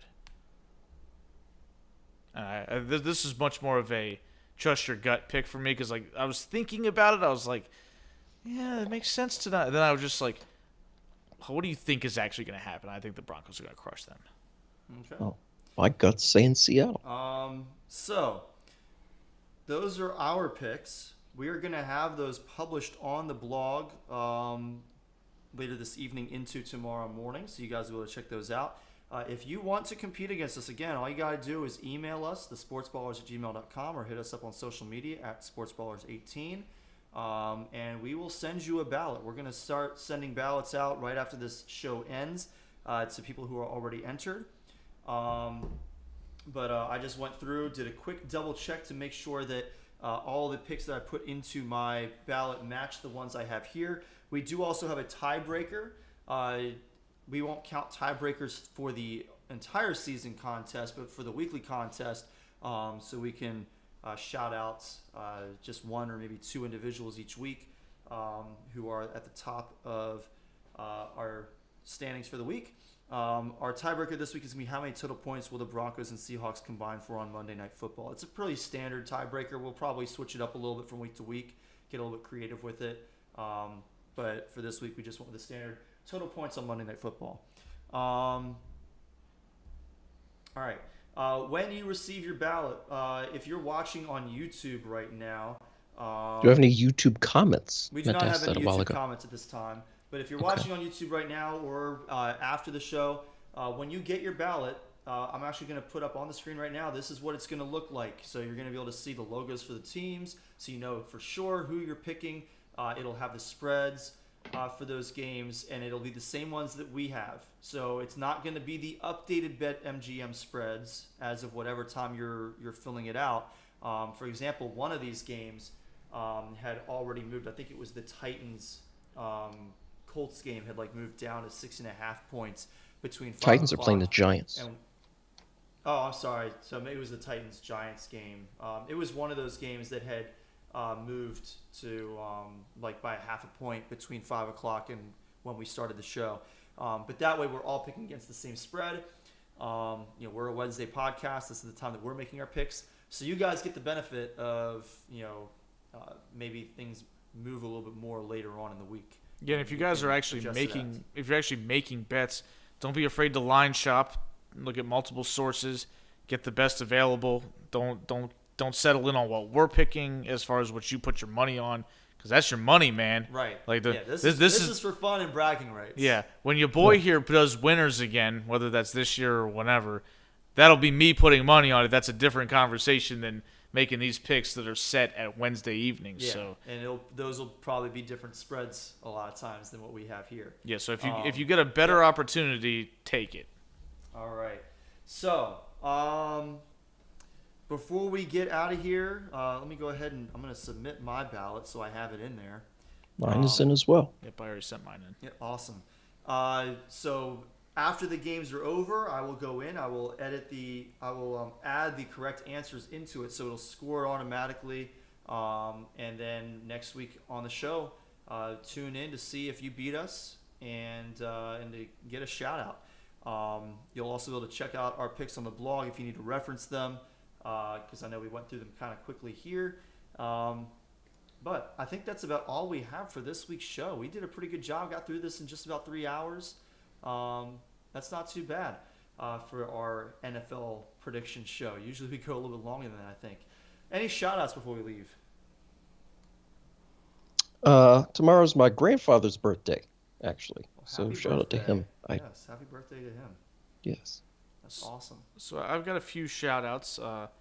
First shout-out to your boy God is With Us, Emmanuel Sanders, who has decided to call it a career. He's retired. Really?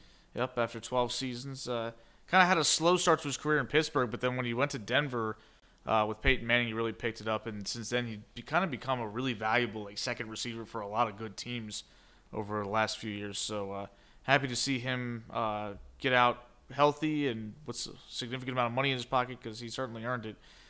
Second shout out to Big Foe, Francis Tiafoe, first American male to reach the United States Open semifinals in 16 years or something like that. Maryland boy too. Yep, Hyattsville zone. So big shout out to him. Brother went to DeMatha. Yes, sir. And shout out to DeMatha's broadcast crew. As you are well aware, if you've listened to this podcast, Corey and I called DeMatha's football game, their home opener, last Friday. It was my first experience doing so, but first time I got to really experience and appreciate the level of effort that it goes in to make the broadcast come off, not just us talking about what's happening on the field, but the students involved with operating the cameras and the switchboards and things like that. It's a tiny operation compared to what we see for professional broadcasts. Yeah, it's like 3 kids. So yes. They were putting in the work, they were doing all the right things, they were listening to us and taking cues from what we were talking about, and I appreciated all the effort that went into that, because I sure as hell wasn't going to be the guy carrying the broadcast. I'm just some guy that has never worked a camera or a switchboard, outside of a camp when I was 12. And I certainly had never called a football game before. So I appreciated everybody's involvement to have everything go smoothly. we did a little bit of film study in those classes over the last couple of days, like going back and watching the first quarter plus of the game, just to kind of make some notes on things that they can adjust. I've got some notes on things that that you and I can get better at as we do future broadcasts. I know you won't be available next Friday, but hopefully you'll be available for some of the other games later in the season. I should be available for any other game. Yeah. Awesome. So we'll be able to improve, but even so, I mean, like there are things that I know like I could have done better, we could have done better as a team, but I've gotten quite a few people who have said that they really enjoyed the broadcast, and that like we have one teacher who he loves watching high school football. Like he'll watch two random schools, like on ESPN or something. Yeah. Even if it's not on ESPN, like he'll watch on Flow Football. And he said that like ours was maybe the best he's ever seen. Well, that's reassuring to hear. I had some self notes because I went home and watched and I had to listen to myself talk, which is never something I love to do. But like I was just a couple of the notes that I mentioned where be more aware that the refs aren't always going to spot the ball where you think, so don't shout out. And that ball will be spotted at the 33 and it's at the 35.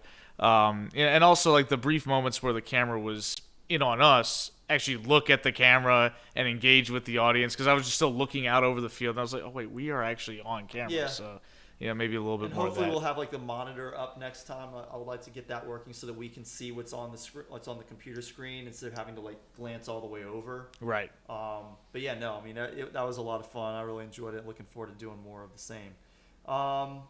Shout out to Serena Williams on an amazing career. Yep. Her career came to, we believe, an end this past week. She did sort of leave the door open.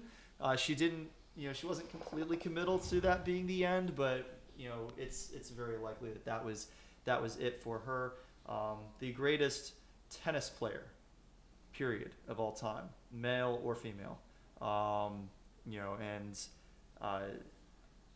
I have a hard time believing that I'll live long enough to see somebody be better. And I hope to live a very long life, but I don't see it. Just an absolutely amazing career for her. And shout out to my cross country kids. I'm going to be doing that, I hope, a lot this year. We had our first real meet of the season this past Saturday. We took second place at the Woodward Relays at Georgetown Prep. We were the first WCAC school. We were the first private school. Winston Churchill was the only team that beat us. They've got a really strong team. They scored 13 points. We scored 30. And St. John's scored 33. St. John's was the team that beat us at the championships last year for our conference. And so we got off on the right foot. We got our next meet this Saturday up at Centennial High School at the Eagle Invitational. It's a 3-mile course. That should be a lot of fun. That's a course that's always going to be kind of special to me, because last year we came into the season not really knowing what to expect, what we were going to be able to do. Hoping to get top 3, certainly not expecting to finish second at the end of the year, and we wound up getting third place at that meet, and it was a complete surprise. Sometimes we would have a propensity to not even bother staying for award ceremonies before that, but last year we decided we're going to stay for the award ceremonies, and we're going to support the other teams and be sportsmen and all that, and we got a trophy, and it's the first trophy that we have won with me as the head coach at DeMatha. So that was really special. I'm looking forward to seeing what they do this week. Shouts to their head coach as well. Sounds like he's doing a good job coaching up these kids. He's all right. Oh, okay. So that will do it. Week 1 of the NFL is upon us. Week 1 of fantasy football is upon us. All you guys are probably done with your drafts at this point. Good luck this season with your fake football teams. Good luck to your real football teams, unless they're one of the teams that we've already eliminated from the playoffs, in which case, sorry. You may as well not even turn on the TV this fall. Still can't believe you picked the Eagles right out of the gate last year. That was nuts. Yeah. Thank you. Man. If there's a team that's definitely not going to make playoffs, Philadelphia Eagles. Well, until next week, this has been episode 208 of the Sports Ballers podcast. We thank you so much for joining us and listening. Wherever you're listening now, you can find us in the future. You can also find us on Apple Podcasts, Spotify, Google Podcasts, Amazon Podcasts, YouTube. You can follow us on Twitter at SportsBallers18, at Corey Puffett, at Quagmire67, and at Evan_Ash13. Make sure you get those submissions in if you want to be included in our ballots for the picks contest. You can certainly compete with us week by week, but if you want to compete with us across the season, you're giving up a whole week of picks if you don't get in before tomorrow. So make sure that you get that done. Until next time, This has been the Sports Ballers Podcast. Thanks so much for listening, and we'll talk to you next week.